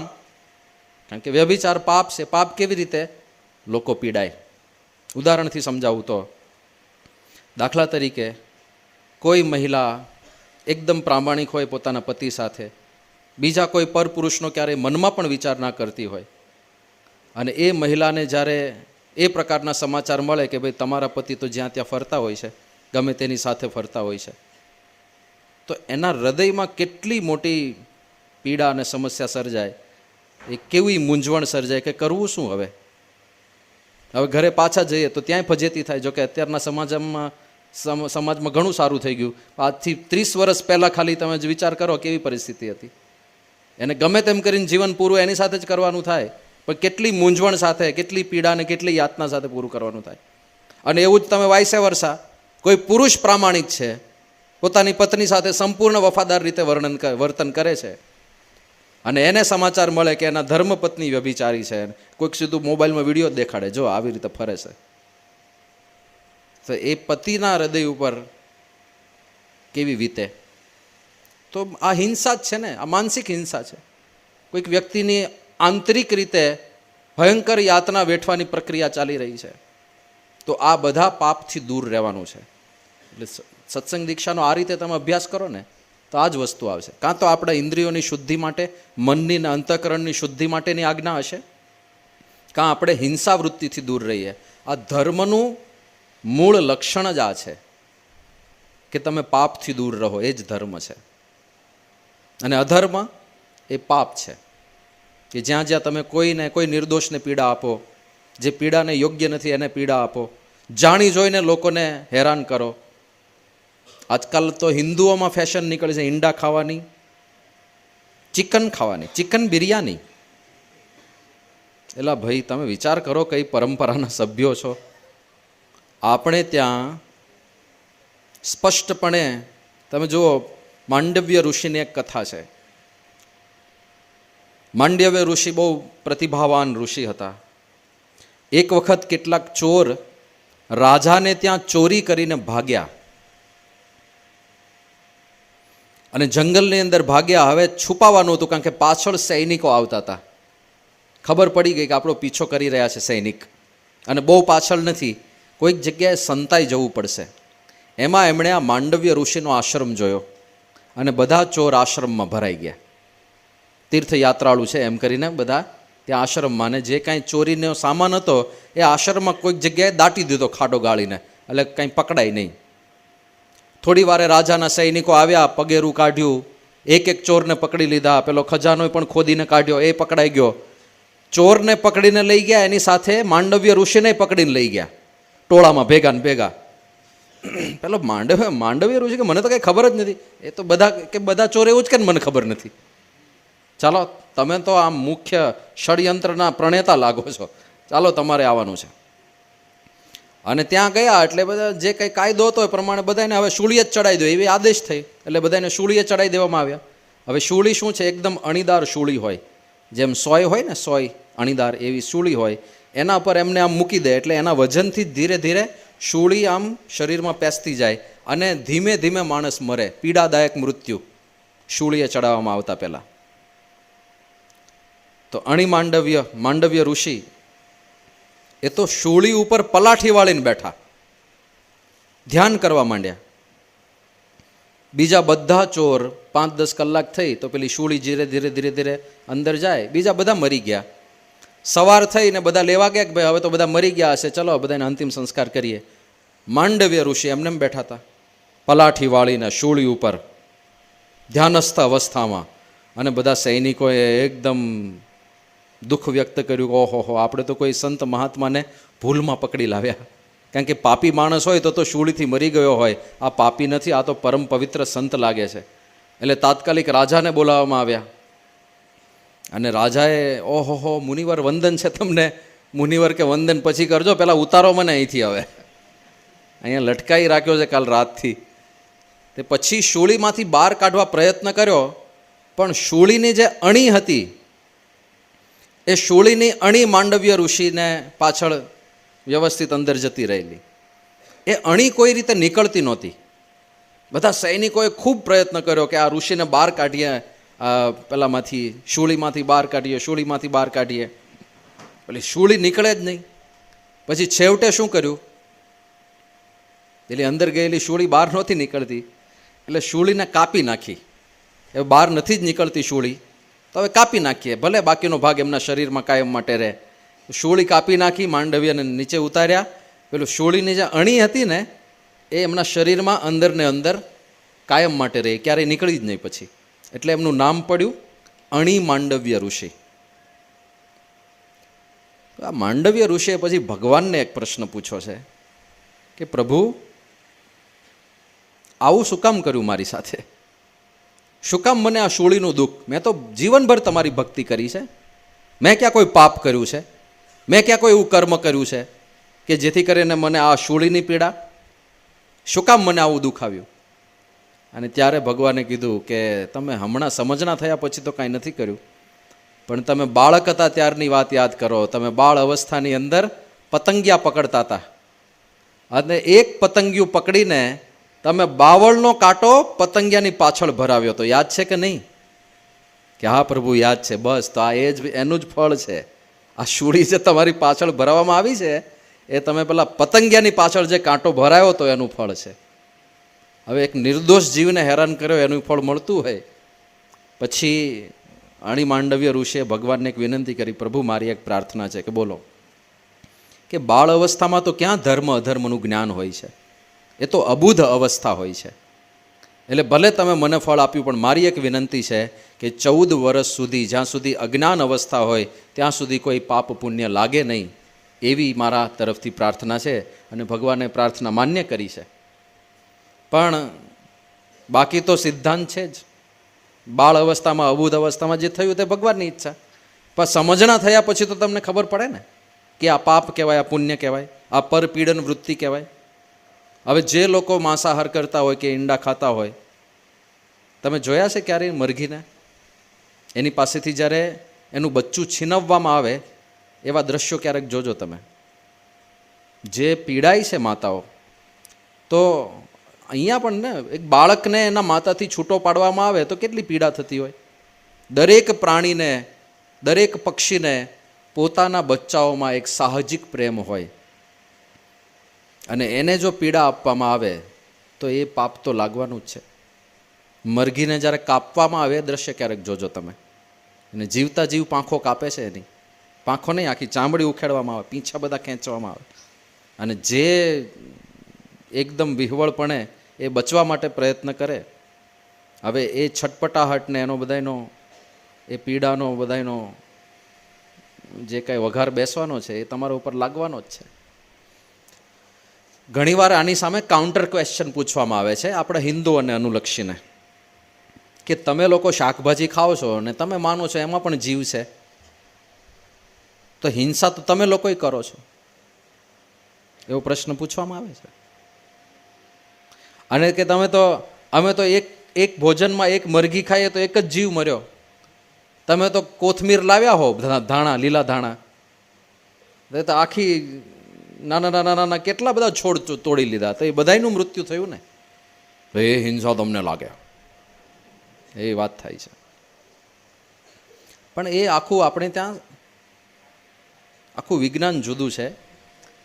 જીવો જીવસ્ય જીવનમ એ સિદ્ધાંત છે. તમે જે કાંઈ વસ્તુ ખાતા હો એ એક સમયે જીવંત વસ્તુ હોય એ જ તમે ખાઓ છો. સીધી માટી કોઈ ખાતું નથી. પણ આપણે સફરજન ખાઈએ તો એક જીવંત વૃક્ષનો એક ભાગ છે સફરજન. ઘઉં ખાઈએ તો એક જીવંત છોડનું પ્રોડક્ટ છે ઘઉં, એ ખાઈએ છીએ. કે પછી મૂળા ખાઈએ કે ગાજર ખાઈએ તો જીવંત વનસ્પતિનો એક ભાગ છે, એ ખાઈએ છીએ. જીવો જીવસ્ય જીવનમ એ સિદ્ધાંત છે. પણ કઈ વસ્તુમાં પાપ નથી લાગતું? તો સૌથી ઓછી સંવેદના કોઈ સ્પીસીસમાં ભગવાને રાખી હોય ને તો એ વનસ્પતિમાં રાખી છે. એને સંવેદના નથી. કેવી સંવેદના નથી? કે તમે આંબાને કાપતા હો ને આંબો ભાગે કે પછી એની ડાળીઓ આમ ધ્રુજે? ના ધ્રુજે, કારણ કે એ સંવેદના એનામાં નથી. અને હકીકતમાં જોઈએ તો સૌથી અભિશાપ રૂપ કોઈ શરીર હોય ને તો એ વનસ્પતિનું શરીર છે. કારણ કે તમે ત્યાં બેઠા છો અત્યારે, ત્યાં જો જકડી દેવામાં આવે ખીલા મારીને, હલી પણ ના શકો, 5 વર્ષ માટે હલી ના શકો, તો એ કેવી ભયંકર યાતના. વૃક્ષોના શરીરમાં એ યાતના છે. એટલે વૃક્ષનું શરીર તો યાતના વેઠવા માટે છે. એનાથી મુક્તિ મળે એ તો એની ઈચ્છા હોય છે કે આ શરીરમાંથી ભગવાન મને વહેલામાં વહેલા બહાર કાઢે. એટલે આ સંવેદના ભગવાને નથી મૂકી. પણ જે પ્રાણીને તમે મારો અને એ બચવા માટે પ્રયત્ન કરે, એ તરફડે તો એનું પાપ લાગે. આ સિદ્ધાંત છે. મરઘી તરફડે છે, બકરીને કાપે તો બકરું તરફડે છે, એમાં તો પાપ લાગવાનું છે. હવે આ આપણે વાત કરીએ ને તો સામે આર્ગ્યુમેન્ટ આવે, તો સામે ઈંડા તો ખવાય જ ને. ઈંડા ક્યાં તરફડે છે? રાઈટ? ઈંડા નથી તરફડતા, તો એ તો ખવાય જ. ઈંડા નથી તરફડતા, પણ તમે જેના ઈંડા લો છો એ માતા તરફડે છે. શ્રવણ ક્યાં તરફડ્યો? દશરથ રાજાએ શ્રવણને બાણ માર્યું. શ્રવણ તો સ્થિર હતો. હા, એ વાર્તાલાપ પણ બહુ સરસ છે. શ્રવણને દુઃખ નથી મરવાનું, એ તો જ્ઞાની છે એકદમ. એ જન્મ્યો છે ને એક દિવસ મરવાનું છે, શરીર છોડીને બહાર નીકળવાનું છે. તો શ્રવણ તરફડતો નથી, એ દશરથને કશું કહેતો પણ નથી. પણ એના મા બાપ તરફડ્યા ને. જેના ઈંડા લેલાવવામાં આવે છે એ પક્ષીઓ તરફડે છે. હું સારંગપુરમાં એક વખત બીમાર હતો. આરામ કરવા માટે એક રૂમની વ્યવસ્થા કરી. સાધારણ રીતે સંતો જે ટ્રેનિંગમાં રહેતા હોય એ આપણે જનરલ ડોર્મેટરીમાં જ સંતો રહે. એક ડોર્મેટરીમાં 12, 13, 15 સંતો એક સાથે બાજુબાજુમાં બધા રહેતા હોય, એ રીતની વ્યવસ્થા ત્યાં આશ્રમની અંદર હોય. પણ કોઈક બીમાર હોય તો આરામ વિશેષ થાય એટલે એક રૂમની વ્યવસ્થા કરી હતી. રૂમમાં હું ગયો એટલે મેં હવા ફેર માટે બારી ખોલી તો ત્યાં છજ્જુ નીચે છે, લગભગ 1.5 ફૂટ નીચે. ત્યાં કબૂતરે માળો કરેલો અને કબૂતર ત્યાં બેઠું હતું.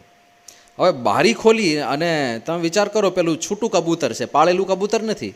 તો બારી ખોલો એટલે તો ઉડીને છૂ થઈ જાય ને તરત જ. ડરનું માર્યું કે સારું કોઈક છે, કોઈક પકડી લેશે મને. એ બેસી રહ્યું ત્યાં જ, અને એટલું નજીક હતું હું આમ પકડી લઉં એને, તરત જ પકડીને હાથમાં લઈ શકું એટલું નજીક, તો પણ ઉડ્યું નહીં. અને ધ્રુજતું હતું રીતસર. એની આંખ પોળી થઈ ગઈ હતી, ગભરાયેલું હતું. મને થયું કે બિચારું કાં તો ઘરડું થઈ ગયું હશે કાં તો બીમાર હશે એટલે ઉડી નહીં શકતું હોય. પણ ગભરાયેલું હતું એટલે મેં તરત બારી બંધ કરી દીધી. પછી બપોરે ભોજન આવ્યું, જમવાનું, એટલે મને થયું કે પેલું કબૂતર બિચારું બીમાર છે, ઉડી નથી શકતું, તો બેઠા બેઠા ભોજન મળી જાય. મેં રોટલીનો એક ટુકડો સાચવી રાખ્યો અને હળવેક દઈને બારી સહેજ આમ ખોલી, એ ગભરાઈ ના જાય એ રીતે. કીધું રોટલીનો ટુકડો સરકાવી દઉં. બારી ખોલી તો કબૂતર ત્યાં હતું નહીં. એટલે ઘરડું પણ નહોતું અને ઉડી નથી શકતું એવું પણ નહોતું. એ તો ઉડીને કંઈક ગયું હતું, મેં આખી બારી ખોલી, કબૂતર તો હતું જ નહીં. તો પછી ઉડ્યું કેમ નહીં મેં જ્યારે બારી ખોલી ત્યારે? કારણ કે ત્યાં કબૂતરના 2 ઈંડા હતા માળામાં. એ પોતાના ઈંડા ઉપર બેઠું હતું. અને કેવા વિચારો હશે એના કે આ બારી ખોલી છે કોઈક માણસે, મારા ઈંડા કદાચ લઈ લેશે તો મને ભલે લઈ લે, મને ભલે પકડીને મારી નાખે, પણ મારા ઈંડા સુધી હું આ વ્યક્તિને નહીં પહોંચવા દઉં. પોતે ગભરાયેલું હતું, એની આંખો વિસ્ફારિત થઈ ગઈ હતી, વ્યવસ્થિત ધ્રુજતું હતું, પણ મારા ઈંડા સુધી તો હું નહીં જ પહોંચવા દઉં. એક કબૂતરને પોતાના ઈંડા પ્રત્યે આવી ભાવના હોય અને એ ઈંડા કોઈક ખાય તો એની હાય ના લાગે, એ પક્ષીની હાય ના લાગે. એટલે આ બધું વિજ્ઞાન છે આપણે ત્યાં. એટલે ધર્મના માર્ગે પહેલું આ છે, અહિંસા પરમો ધર્મ. કોઈ પણ જીવની, નિર્દોષ પ્રાણીની હિંસા એ આપણે ના કરાય. અને જાણી જોઈને તો ક્યારેય કોઈને દુઃખી પણ ના કરાય. એવા શબ્દો બોલવા કે જેથી બીજાને દુઃખ થાય, બદલો લેવા માટે. એટલે શું કામ એવા બદલાની ભાવના રાખો છો? આપણે ત્યાં તો સહન કરવાની વાતો છે, ક્યાં બદલા લેવાની વાત છે? બીજો હેરાન થાય એના માટે જ સ્પેસિફિક શબ્દો બોલવામાં આવે છે ઘણીવાર, જેને આપણે કટાક્ષ કહીએ છીએ, જેને આપણે મેણાટોણા કહીએ છીએ. શું કામ મેણાટોણા? તો બીજાને દુઃખી જ કરવો છે ને, એના મનમાં વલોપાત થવો જોઈએ. શું કામ વલોપાત કરાવવાનો બીજાને? તો એ બધું ભગવાનના ભક્તોને ના શોભે. એ પણ ધર્મનો જ ભાગ છે, એ પણ એક પ્રકારની અહિંસા જ છે. ધર્મમાં બીજું આવશે અસ્તેય, ચોરી, અણહકનું લેવું નહીં, એ પણ ધર્મ છે. કેમ? એમાંય માણસ દુઃખી થાય. જેના ઘરમાં ચોરી થાય એની શું હાલત થાય? સાવ સાધારણ વસ્તુ. દાખલા તરીકે મને યાદ છે, અમે મુંબઈ 6 મહિના માટે યુવક તરીકે જ્યારે હું હતો તો રોજ ટ્રેનમાં ટ્રાવેલ કરવાનું થાય. અમારી જોબ હતી એક જગ્યાએ, અમે 4-5 વિદ્યાર્થીઓ, 4-5 યુવકો સાથે રહેતા હતા. તો મારી સાથે મારો મિત્ર હતો. મુંબઈની લોકલ ટ્રેનમાં ફર્સ્ટ ક્લાસમાં હોય તોય ગીર્દી તો થતી જ હોય. એ ગીર્દીમાં એનું પાકીટ કોઈકે મારી લીધું.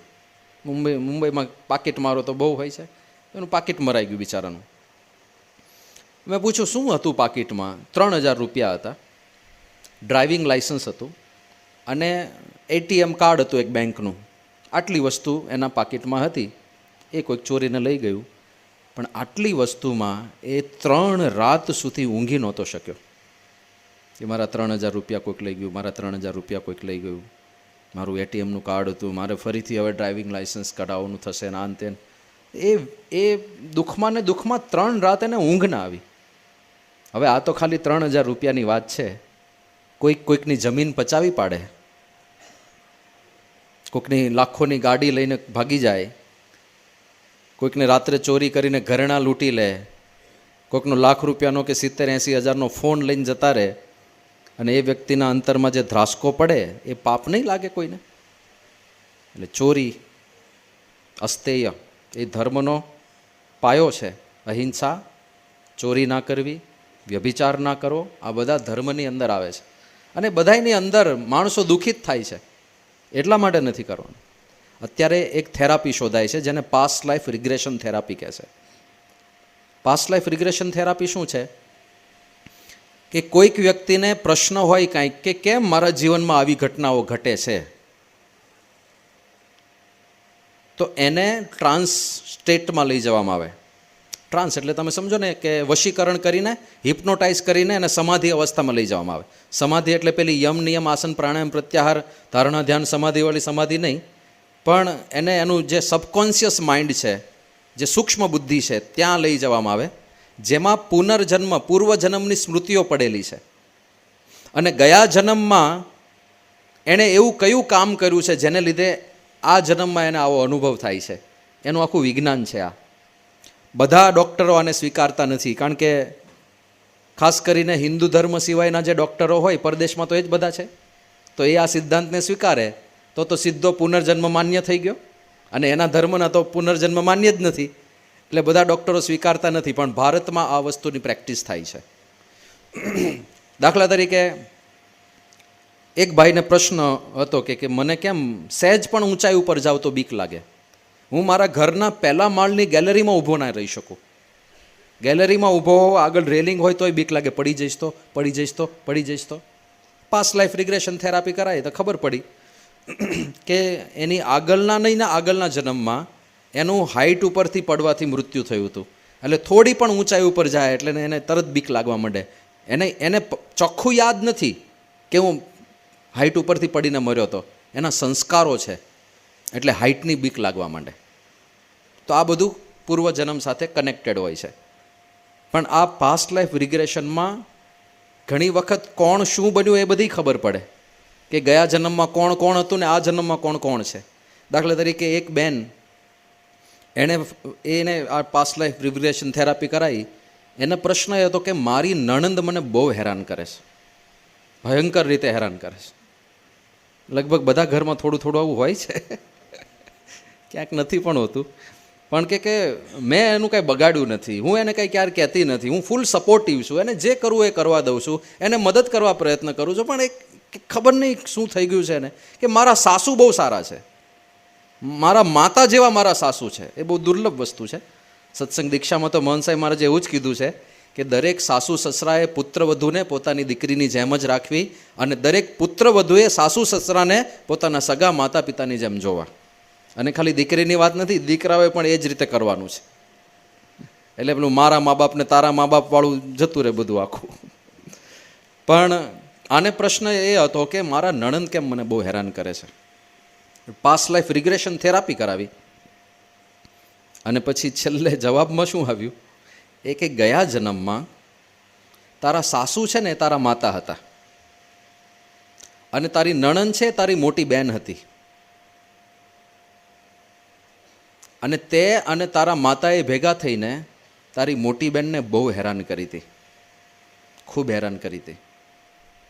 કારણ કે વધારે હોશિયાર હતી અને તારા મમ્મીને તારા પ્રત્યે વધારે પ્રેમ હતો કારણ કે તું વધારે દેખાવડી હતી. તો પહેલાંની મોટી બહેનની પ્રસિદ્ધિ તારાથી સહન નહોતી થતી અને તને તારી મોટી બહેન સાથે ઈર્ષા હતી એટલે તારા માતૃશ્રી પણ તારો પક્ષ રાખીને મોટી બહેનને હેરાન કરતા હતા. જીવનભર તારી મોટી બહેન હેરાન થઈ છે, કશું બોલી નથી, સહન કર્યું છે. હવે આ જન્મે એ તારી મોટી બહેન એ જ નણંદ થઈને આવી છે, તને હેરાન કરે છે અને તારી માતા એ તારી સાસુ બની છે એને હેરાન કરે છે. હવે આવું બધું નીકળે. લો, કર્મનો સિદ્ધાંત જ આવ્યો ને સીધો જ. કોઈ પણ વ્યક્તિને હેરાન કરો તમે તો એ કોઈક ને કોઈક રૂપે હેરાન થઈને આવવાનું જ છે.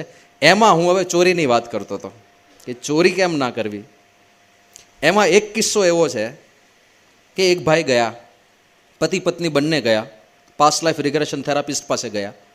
ત્યાં જઈને વાત કરી કે ભગવાને અમારી સાથે આવું કેમ કર્યું, કે શું કર્યું, કે અમને સંતાન તો આપ્યું પણ અમારો દીકરો મંદબુદ્ધિ છે અને એવો મંદબુદ્ધિ નથી બોલતો, નથી કાંઈ સમજતો, બસ ખાલી પ્રાણ છે એના ખોળિયામાં એટલું જ, બાકી બોલી નથી શકતો, કાંઈ સમજી નથી શકતો. અમારે બધી પ્રવૃત્તિ અમારે કરાવવી પડે, સંપૂર્ણ અમારા ઉપર નિર્ભર. અને એને લીધે અમે ધર્મપત્ની કે પતિ કંઈ બહાર પણ નથી જઈ શકતા, કોઈ જગ્યાએ નથી જઈ શકતા. કંઈક જઈએ તો આને લઈ જવો પડે, અખંડ ભેગો રાખવો પડે, કાં તો એની બાજુમાં કોઈકને સતત રહેવું પડે. ભગવાને અમારી સાથે આવો અન્યાય કેમ કર્યો? અમારે એ જાણવું છે કે કેમ અમારી સાથે આવું થયું. કારણ કે ખાલી કારણ ખબર પડે ને તોય ધરપતરે ઘણી કે આ કારણથી છે, સકારણ છે, વિના કારણ નથી. એમ તમને કોઈક એમને લાફો મારી જાય તો દુઃખ વધારે થાય. પણ ખબર પડે કે તમે આ બાઇક ચલાવી તો ભૂલમાં એણે શાકભાજી ખરીદેલી એ થેલી ઉપર બાઇક ચલાવી દીધી અને તમને એમ કે મારી શાકભાજી તે આખી ચેપી નાખી એમ કરીને લાફો મારે તો બે લાફામાં ફેર છે ને. એક લાફામાં તમને ધરપત રહે કે ભાઈ મેં ભૂલ કરી છે એટલે લાફો ખાતો, બરાબર છે, વાંધો નહીં વાંધો નહીં. અને બીજામાં એમને વળગાડી દે, આ નીકળ, શું કર્યું મેં ભાઈ, શું કામ મારે છે. પેલા વનેચંદની વાત કરે છે ને, શાહબુદ્દીન. વનેચંદ એ શાહબુદ્દીનનું ફેવરિટ પાત્ર છે હાસ્ય કલાકાર માટે. કે સ્કૂલની અંદર કોઈ પણ કાંઈ તોફાન મસ્તી કરે તો નામ વનેચંદનું આપી દે બધા વિદ્યાર્થીઓ. તો એક વખત શાળાની અંદર બેન્ચ બધાએ તોડી નાખી હશે. શિક્ષક આવ્યા, પૂછ્યું કે આ બેન્ચ તોડી, સ્કૂલની પ્રોપર્ટીને નુકસાન કરો ખબર નથી પડતી, કોણે બેન્ચ તોડી? બધાએ નામ આપ્યું વનેચંદનું. વનેચંદ તો ક્લાસમાં હાજર નહોતો બિચારો, એ તો જે આવ્યો નહોતો. એ વનેચંદે કે ક્યાં ગયો વનેચંદ? કે ગયો હશે, બાથરૂમમાં ગયો હશે, હમણાં આવશે. 2 મિનિટ થઈ એટલે વનેચંદ બિચારો આવ્યો. જેવો વનેચંદ આવ્યો શિક્ષકે બોલાવ્યો, અહીંયા આવ બેટા. અને ધાડ ધાડ ધાડ ધાડ 3-4 લાફા મારી દીધા. જા બેસે તારી જગ્યાએ. વનેચંદ બિચારો ગાળ ચોલતો ચોલતો બેઠો એની જગ્યાએ. એને મનમાં શંકા કરું, મને માર્યો શું કામ ટીચરે? એટલે એના બાજુના વિદ્યાર્થીને પૂછ્યું કે સાહેબે મને માર્યો કેમ? એ કે જો એમાં એવું થયું હતું, તું આવ્યો ને એ પહેલાં અમે આ બધા બેન્ચથી રમતા હતા, એમાં બેન્ચ તૂટી ગઈ. સાહેબે આવીને પૂછ્યું કે આ બેન્ચ કોણે તોડી? એટલે અમે બધાએ તારું નામ આપ્યું અને એટલે તને સાહેબે માર્યો. મને કે ઓહો, તો વાંધો નહીં, બાકી આપણને કોઈ એમને ન મારી જવું જોઈએ. એટલે એમને જ મારી. પણ કારણ ખબર પડે તો આ લોકો ગયા કે અમારે ત્યાં આવા સંતાનનો જન્મ કેમ થયો. તો આખી થેરાપી હવે કંઈ 2 મિનિટમાં તમને કહી ના દે, અંતર્યામી ના હોય, એની બહુ લાંબી પ્રોસેસ છે. કારણ કે તમારા અનંત જન્મોમાંથી, આમ તો અસર તો છેલ્લા 3-4 જન્મોમાંથી જ કોઈક જન્મની હોય, એમાંથી એને લોકેટ કરવું પડે કે કઈ ઘટનાની અસર છે. એટલે એક એક ઘટના કરીને આગળ વધવાનું. તો બહુ લાંબી પ્રોસેસ છે આખી. પણ આખી પ્રોસેસ પૂરી થઈ અને પ્રોસેસના પરિણામ રૂપે પેલા થેરાપિસ્ટે એવું કીધું કે જો આખી પરિસ્થિતિ એવી છે કે તમે ને તમારા ધર્મપત્ની બંને ગયા જન્મમાં બંને પુરુષો હતા અને બંને ઠગ હતા, અને તમે ઠગાઈ કરીને ઘણા બધા લોકોની જમીન પચાવી પાડી હતી. કે તમારી 3 જણનું ગ્રુપ હતું, એમાં તમે ને તમારા ધર્મપત્ની 2 દાદાગીરી માથાભારે તત્વો હતા, અને તમારી સાથે એક બુદ્ધિશાળી યુવક હતો જેને બધે કાયદાની સમજ હતી. કોઈકની જમીન પચાવી પાડવી હોય તો કેવી રીતે કાયદાની આંટુઘૂંટી ઊભી કરવી, કેવી રીતે નકલી દસ્તાવેજ ઊભા કરવા, કેવી રીતે અસલી દસ્તાવેજ ખોટા છે એ સાબિત કરવું, એ બધું કામ તમારી સાથે એક ત્રીજો પાર્ટનર હતો, બુદ્ધિ એની.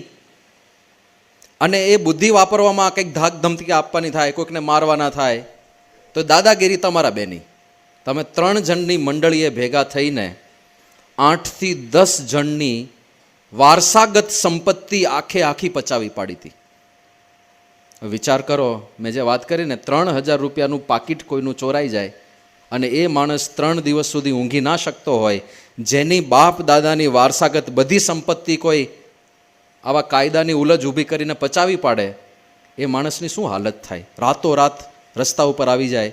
એને ખબર પડે કે 25 વર્ષથી જે ઘરમાં રહું છું એ ઘર મારા નામે છે જ નહીં, એ તો કોઈક બીજાનું છે, અને તાત્કાલિક ખાલી કરાવી દેવામાં આવે. કેટલી પીડા થાય, યાતના, આખા પરિવારના હૃદય ઉપર કેટલી પીડા વીતે. તો કે આ 8 થી 10 જણની બધી પ્રોપર્ટી તમે પચાવી પાડી હતી, એ બધાયની હાય લાગી છે તમને, એટલે તમને આવું સંતાન મળ્યું છે. એટલે ભોગવવાનું જ છે, આનો કોઈ ઉપાય નથી, તમારે હેરાન થવાનું જ છે જીવનભર. તો પછી આ લોકોએ પ્રશ્ન પૂછ્યો કે અમે 2 તો ઠગ હતા, પણ અમારી સાથે ત્રીજો પાર્ટનર હતો જેની બુદ્ધિથી આ બધું અમે કરતા હતા, એનું શું થયું હશે? કે એ જા તમારો દીકરો આજે આવ્યો છે, આ મંદ બુદ્ધિવાળો, આ એ ત્રીજો પાર્ટનર છે તમારો. એ ગયા જન્મે બહુ એણે બુદ્ધિ ચલાવી, એટલે આ વખતે ભગવાને 4 બાજુ તાળા મારીને મોકલ્યો છે. એટલે હવે તમે 3 પાર્ટનર અંદર સમજી લો જે સમજવું. પણ ધર્મના મૂળમાં આ બધા સિદ્ધાંતો છે, અને બધા સાચા સિદ્ધાંતો છે. તો જ આ જીવન સમજાશે, બાકી નહીં સમજાય. પ્રશ્ન થાય છે ને ઘણીવાર કે કેમ કોઈકની બુદ્ધિ બહુ વધારે છે, કેમ કોઈકને ઓછી બુદ્ધિ મળી, કેમ કોઈક બહુ રૂપવાન છે, કેમ કોઈક ઓછા રૂપવાળો છે, કેમ કોઈક સમૃદ્ધ માણસને ત્યાં જન્મ્યો, કોઈક કેમ ગરીબ માણસના ઝૂંપડામાં જન્મ્યો. આ બધા ભેદભાવો કેમ નાનપણથી? તો એ કર્મના સિદ્ધાંતને આધારે જ બધું થાય છે. જેવી કરણી એવી ભરણી, એ છે જ, એના આધારે જ બધું મળે છે. પણ પછી અત્યારે જે પરિસ્થિતિ હોય તે, જે પૂર્વકર્મને આધારે જે શરીર મળ્યું તે, હવે શું કરવું એ આપણા હાથમાં છે. એમાં પૂર્વકર્મ કામ નથી કરતા, એ નિર્ણય આપણો છે. હવે ધર્મના માર્ગે ચાલવું કે ના ચાલવું એ નિર્ણય આપણો છે. હવે પાપ કરવું કે ના કરવું એ નિર્ણય આપણો છે. હવે ચોરીને વ્યભિચારના માર્ગે જવું કે ના જવું એ નિર્ણય આપણો છે. હવે ધ્યાન રાખવાનું. અને એમાંય ખાસ કરીને સત્સંગી થયા પછી, ભગવાનનો ને ગુરુનો આશ્રય કર્યા પછી, અને મહંત સ્વામી મહારાજ જેવા ગુરુ, પરમ પવિત્ર વ્યક્તિત્વ, આવા ગુરુ ક્યાં હોય? જે શાસ્ત્રોમાં સંતના લક્ષણ કયા છે એ બધા લક્ષણ તમને મૂર્તિમાન ઝળકતા દેખાય, એવું વ્યક્તિત્વ એ આપણા ગુરુ હોય, ત્યારે આપણા જીવનમાં કેટલી પવિત્રતા હોવી જોઈએ. એટલે એ ધર્મનો માર્ગ લેવાનો, બીજું ધર્મ અર્થ કામ મોક્ષાણામ, બીજું બધું પાછળ આવશે. આ ક્રમ પણ બહુ અગત્યનો છે. ધર્મ અર્થ કામ અને મોક્ષ. અર્થ એટલે હવે ગૃહસ્થ જીવન છે તો ગૃહસ્થોચિત વસ્તુની પણ જરૂર પડે. ઘર હોવું જોઈએ, કપડાં હોવા જોઈએ, સંતાનો ભણતા હોય તો સ્કૂલમાં ભણાવી શકીએ. અર્થોપાર્જન તો કરવું પડે ને, એનો ક્યાં નિષેધ છે? પૈસા કમાવાનો નિષેધ નથી, પણ પહેલું શું મૂક્યું? ધર્મ. પૈસા કમાઓ પણ ધર્મના માર્ગે, અધર્મપૂર્વક નહીં, ખોટું કરીને નહીં, ભેળસેળ કરીને નહીં, લોકોને છેતરીને નહીં, ફોટો બીજો દેખાડે અને મંડપમાં બીજી કન્યા આવે, આવું નહીં. જેનો ફોટો દેખાડો એ જ વસ્તુ વેચો તમે. તો અધર્મપૂર્વક ધન અર્જન ના કરો. કેટલી ભેળસેળ કરે છે. હળદરમાં લાકડાનો વેર ભેળવે, જીરાની અંદર વરિયાળી, કારણ કે સરખા જ દેખાય. જીરાની અંદર જે નિમ્ન કક્ષાની વરિયાળી હોય ને, સૌથી નાની સાઇઝની, એ જુદી તારવી લે અને જીરામાં ભેળવી દે તો કલર જુદો પડે. તો કે કલર સરખો કેવી રીતે કરવો? વરિયાળી ઉપર ગોળનું પાણી ચડાવી દે એટલે કલર જીરા જેવો જ થઈ જાય. 1 કિલો જીરું હોય ને, એમાં 800 ગ્રામ જીરું હોય ને 200 ગ્રામ વરિયાળી હોય, એટલે વરિયાળી જીરાના ભાવે વેચાય. જવા દો, જીરું વધારે મોંઘું છે ને. દૂધમાં પાણી, પાણી દૂધના ભાવે વેચાય. જે જમાવટ છે. હવે દૂધમાં પાણી ભેળવતા હતા એ તો બધા, એ માન્ય તો નથી, એ ખોટું જ હતું, પણ એ તો ઠીક છે એવું લાગે છે. અત્યારે જે થાય છે, અત્યારે તો નકલી દૂધ, નકલી દૂધ. 1 કેન ભરીને પાણી હોય, એમાં ખાલી 1 ગ્લાસ કેમિકલ નાખે અને આખું કેન દૂધ જેવું દેખાય. એની સુગંધ દૂધ જેવી આવે, એનો સ્વાદ દૂધ જેવો આવે, પણ એમાં દૂધનું એક ટીપું પણ નથી. હવે આવા ધંધા કરે છે જે લોકો, એને કેવા પાપ લાગશે? કારણ કે માતાઓ પોતાના દીકરાને એ દૂધ પાય છે, એને ખબર નથી એના દીકરાને શું પાઈ રહી છે.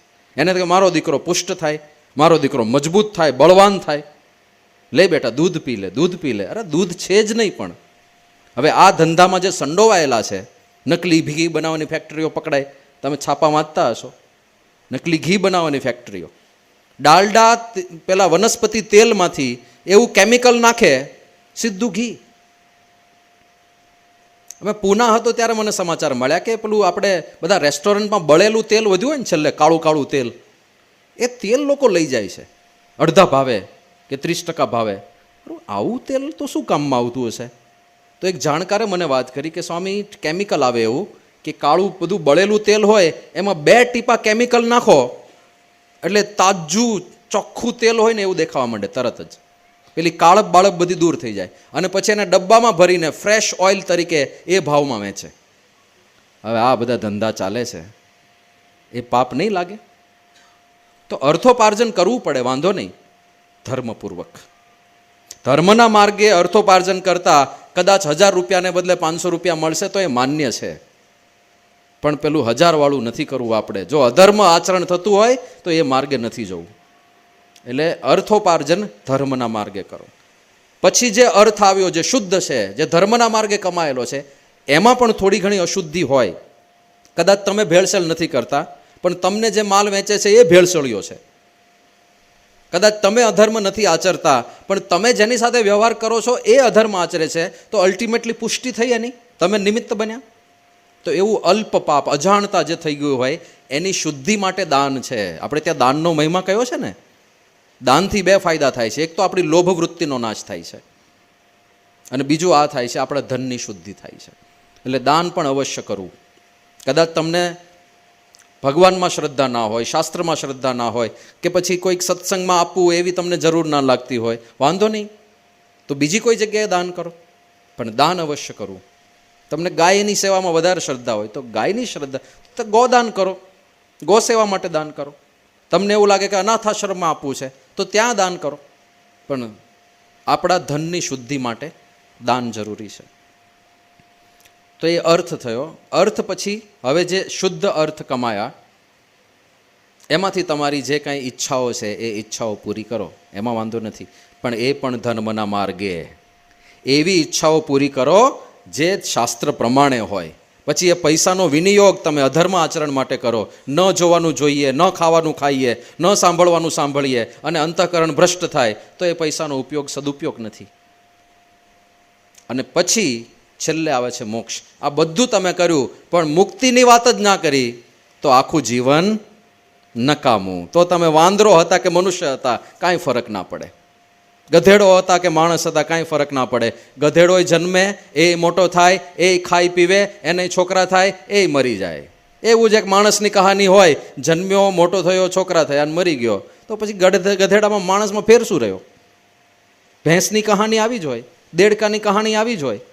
તો માણસ આટલો બુદ્ધિશાળી છે, એ બુદ્ધિશાળીપણાનું ફળ શું? મુક્તિ છે. મુક્તિનો વિચાર ના કર્યો તો મનુષ્ય જીવન એળે છે. અને મુક્તિ ક્યાં છે? શ્રીમદ ભાગવત, પ્રસંગમજરમ પાશમ આત્મનઃ કવયો વિદુહુ સ એવ સાધુ શુક્રુતો મોક્ષદ્વારમ અપાવૃતમ. કે જેવી પ્રીતિ અને આત્મબુદ્ધિ આપણા સગા સંબંધીઓમાં છે, પરિવારજનોમાં છે, એવી જ પ્રીતિ અને આત્મબુદ્ધિ ભગવાનના સાચા સંતમાં થઈ જાય તો મોક્ષનું દ્વાર ઉઘાડું થઈ જાય. આપણે ભાગ્યશાળી, એવા સાચા સંત આપણી સામે છે. અત્યારે દુર્લભ છે. આ ઘોર કળીકાળની અંદર એક સારો નોકર મળવો અઘરો છે, એક વિશ્વાસપાત્ર માણસ મળવો અઘરો છે. એમાં સાચા પરમ પવિત્ર સંત, જેને આ લોકની કોઈ આસક્તિ ના હોય, જે પરમાત્મામાં રત રહેતા હોય. લક્ષણો કીધા છે: નિર્માન મોહા, જીતસંગ દોષા, અધ્યાત્મ નિત્યા, વિનિવૃત્ત કામા, દ્વંદ્વેર વિમુક્તા. આવા બધા લક્ષણ કીધા છે સંતને ઓળખવાના. અને આપણે તો ઓળખવા જવાના નથી રહ્યા, પણ આપણે ગૌરવ અનુભવવાનું છે કે શાસ્ત્રો ભૂરી ભૂરી જે સંતના વખાણ કરે છે, એ સંત આપણા ગુરુ મહંત સ્વામી મહારાજ છે. આ બધા જ સદગુણોથી છલકી રહ્યા છે. આમ તો સદગુણો ઘણા બધા છે, એક એકનું નિરૂપણ કલાકો સુધી ચાલે એમ છે, પણ બધું આપણે એનું કન્ક્લુડ કરતાં કરતાં નીચે આવીએ તો બે મુખ્ય ગુણ છે. આ હોય તો સમજવાનું સાચું સંતત્વ છે. પહેલું, અનાસક્તિ, વિષયોમાં આસક્તિ ના હોય, ભગવાનની ભક્તિ હોય, બેઉ ભેગું થઈ જાય છે.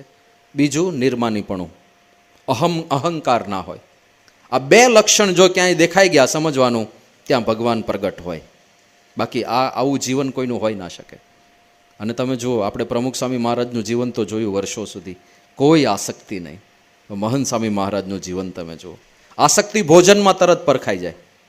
ભોજનશાળામાં કેટલી આસક્તિ છે તરત જ ખબર પડી જાય. મહંત સ્વામી મહારાજના સેવક સંતને પૂછો કે બાપાને સૌથી વધારે શું ભાવે? બાપાએ કોઈ ઓર્ડર આપ્યો છે અત્યાર સુધી? આમ ક્યારેય નહીં. વર્ષોથી એમનો સેવક સંત હોય, એમના સેવક સંત એમની રસોઈ બનાવે, પણ ક્યારેય મહંત સાહેબ મહારાજે અત્યાર સુધી ફરમાઈશ નથી કરી, આજે વરસાદ પડ્યો ભજીયા બનાવો. Never ever. વિચાર કરો, એક ડેડિકેટેડ પર્સન છે, જે તમે જે કહો એ બનાવવા તૈયાર છે. આ બાજુ એ ક્યારેય કહેતા જ નથી. જે આવે ઠાકોરજીના થાળમાં એ મુખ સ્વભાવે જમી લેવાનું. એમને ડૉક્ટરે જે કહ્યું છે એ પ્રમાણે એમણે ધારાધોરણ નક્કી કર્યા છે કે ભાઈ મીઠું એકદમ ઓછું હોય. પહેલાં તો સાવ મોડું જ જમતા. એમનો પ્રસાદ વિશેષ મળી ગયો હોય તો આપણે રાજી ના થઈએ. આખો થાળ આવી જાય તો આમ રાજી થઈએ, પણ ટેન્શનમાં આવી જાય, આ ખૂટવાળવો કેવી રીતે? એટલે વેચીને ખાઈએ. પ્રસાદ તો વેચીને જ ખાવાનો હોય ને ભાઈ. એમનું અનાસક્તિપણું જે ભોજનમાં છે, કોઈને અત્યાર સુધી ખબર નથી એમને સૌથી વધારે શું ભાવે છે. અને આપણું એકવાર લગ્નમાં બાજુમાં જમવા બેસે, ખબર પડી જાય કે બાસુંદી બહુ ભાવે છે, 36મી વાટકી ચાલે છે. આપણે બેઠા બેઠા કોકની વાટકીઓ ગણતા હોઈએ, અને એને ખબર હોય તું તારું જો, તારે 38મું સમોસું ચાલે છે, એ તો જો. પણ લેશ માત્ર આસક્તિ ના દેખાય. અને બીજું, અહમ શૂન્યતા. એમના કાર્યો તો તમે જુઓ, ખાલી છેલ્લા 2 વર્ષમાં શું કર્યું છે. પ્રમુખ સ્વામી મહારાજ શતાબ્દી મહોત્સવ, ચારે બાજુ જય જયકાર, વખાણ ને પ્રશંસાના ઢગલા, છાપાઓ ભરી ભરીને સમાચારો આવે, શું મહોત્સવ, શું મહોત્સવ, શું મહોત્સવ. અને એ મહોત્સવના સર્વ કરતા હરતા ધરતા મહંત સ્વામી મહારાજ હતા. જ્યાં જ્યાં પ્રશ્નો આવ્યા ત્યાં એમણે આશીર્વાદનું તીર ચાલ્યું છે. એમના વચન પ્રમાણે બધું જ થયું છે. એવા એવા પ્રશ્નો સર્જાયા હતા કે આપણને એવું લાગે કે આ તો થશે જ નહીં, અને સ્વામીએ કીધું હોય કે થઈ જશે, ચિંતા નહીં કરતા, અને થઈ ગયું હોય, અને ચમત્કારિક રીતે થઈ ગયું હોય. પણ ક્યારેય એમના મુખારવિંદની એક રેખા કે એમના વાણીમાં એક શબ્દ નહીં કે જુઓ કેવો મોટો શતાબ્દી મહોત્સવ મેં ઉજવ્યો, ક્યારેય ના આવે. મભમમાં પણ ના આવે. એમને આમ ઘણા તર્ક કરીને કહી દે, તર્ક કરીને કહી દે કે આમાં મારું થોડું પ્રદાન હતું. ઘણીવાર એવું બોલે કે એમાં આ સેવકનું પણ યોગદાન હતું. બોલે છે સેવક, પણ અહંકાર છલકે છે તારી ભાષામાં. એવું પણ ક્યારેય નહીં. બીજા બે કામ જુઓ. ભારતની બહાર દુનિયાનું સૌથી મોટું હિન્દુ મંદિર રોબિન્સવિલનું અક્ષરધામ અને એના સર્જક ગુરુ હરિ મહંત સ્વામી મહારાજ. કેટલું મોટું કામ કહેવાય. અમેરિકામાં આજની તારીખે રોજના આમ એવરેજ 18,000 દર્શનાર્થીઓ રોબિન્સવિલ અક્ષરધામના દર્શન કરવા આવે છે. 18,000 દર્શન. અને બધા મોટા ભાગના બધા યુરોપિયના શ્વેત ચામડીવાળા એ લોકો હિન્દુ ધર્મને જાણવા માગે છે અને એમના માટે આટલું મોટું પ્લેટફોર્મ મળ્યું. તો હવે આટલું બધું જ્યારે થતું હોય, આવી પ્રસિદ્ધિ મળતી હોય, કોઈ પણ વ્યક્તિ ફૂલાઈ જાય અને કહે કે તમે અક્ષરધામનું નામ તો સાંભળ્યું છે, કાં સાંભળ્યું મેં આવું થઈ જાય ને. અને એના કરતાં પણ વિશેષ જેણે આખી દુનિયાનું ધ્યાન ખેંચ્યું, BAPS હિન્દુ મંદિર અબુધાબી. અશક્ય જેવું કાર્ય શક્ય થયું છે અને એ પણ એમના સામર્થ્ય અને પ્રતાપથી થયું છે. પણ એમાં પણ આટલો પણ અહંકાર નહીં, આટલું પણ નહીં. મોદીજી ઉદ્ઘાટન કરવા માટે આવે અને એમને ચરણ સ્પર્શ કરે, બાપા એમના પર હાથ મૂકે. આપણી જેવો હોય તો આવો ફોટો કંઈ હાથ મૂકવાની તો વાત જવા દો, મોદીજીની સાથે ફોટો પાડ્યો હોય એ 17 જણને મોકલી દે, સ્ટેટસમાં રાખીએ, જુઓ હું મોદીજીની બાજુમાં ઊભો છું. આમણે તો મોદીજીના માથા ઉપર પોતાનો હસ્તકમળ પ્રસારેલો છે અને એમને આટલું પણ અહંકાર અભિમાન કાંઈ જ નહીં. બીજા દિવસથી હું ત્યાં 9 દિવસ સેવામાં હતો. પાછળ આમ તો અમે અગાઉથી ગયા હતા, મહિનો સેવામાં, પણ પછી સ્વામી પાછળ 9 દિવસ રોકાયા પ્રતિષ્ઠા પછી. અને હું એક વસ્તુની રાહ જોતો હતો. આમ તો મને ખબર હતી નથી જવાનું, પણ અપેક્ષા રાખતો હતો કે બાપા કાંઈક તો બોલે કે સરસ મંદિર થઈ ગયું, મોદીજી આવ્યા, જય જયકાર થઈ ગયો. કાંઈ જ નહીં. એમણે યાદ જ નથી કરી આ ઘટનાને ક્યારેય. જાણે એનું એમના મનમાં કંઈ મહત્વ જ નથી. એમના મનમાં રૂટીન જ છે. અને એમની કથા વાર્તા સાંભળો તમે, 9 દિવસના આશીર્વાદનું સંકલન કરો, એ જ વાત આવશે કે અંતર શુદ્ધ રાખવું, બધાની અંદર દિવ્ય ભાવ રાખવો, આ બધા ભગવાનના ભક્તો છે, આપણે સમસુરત ભાવ એકતા રાખો, એ જ બધી વાતો. કાંઈ જ નહીં કે જો કેટલું મોટું કામ થઈ ગયું અને આપણે આખા દુનિયામાં ડંકો વગાડી દીધો. એક ગૌરવ અનુભવવાની રીતે અમે બધા સંતો આ બધી વાતો કરીએ, કારણ કે આપણા ગુરુનો મહિમા છે એમાં. પણ ગુરુને આ વાતની પડી જ નથી. તો આવું જ્યાં હોય ત્યાં સાચું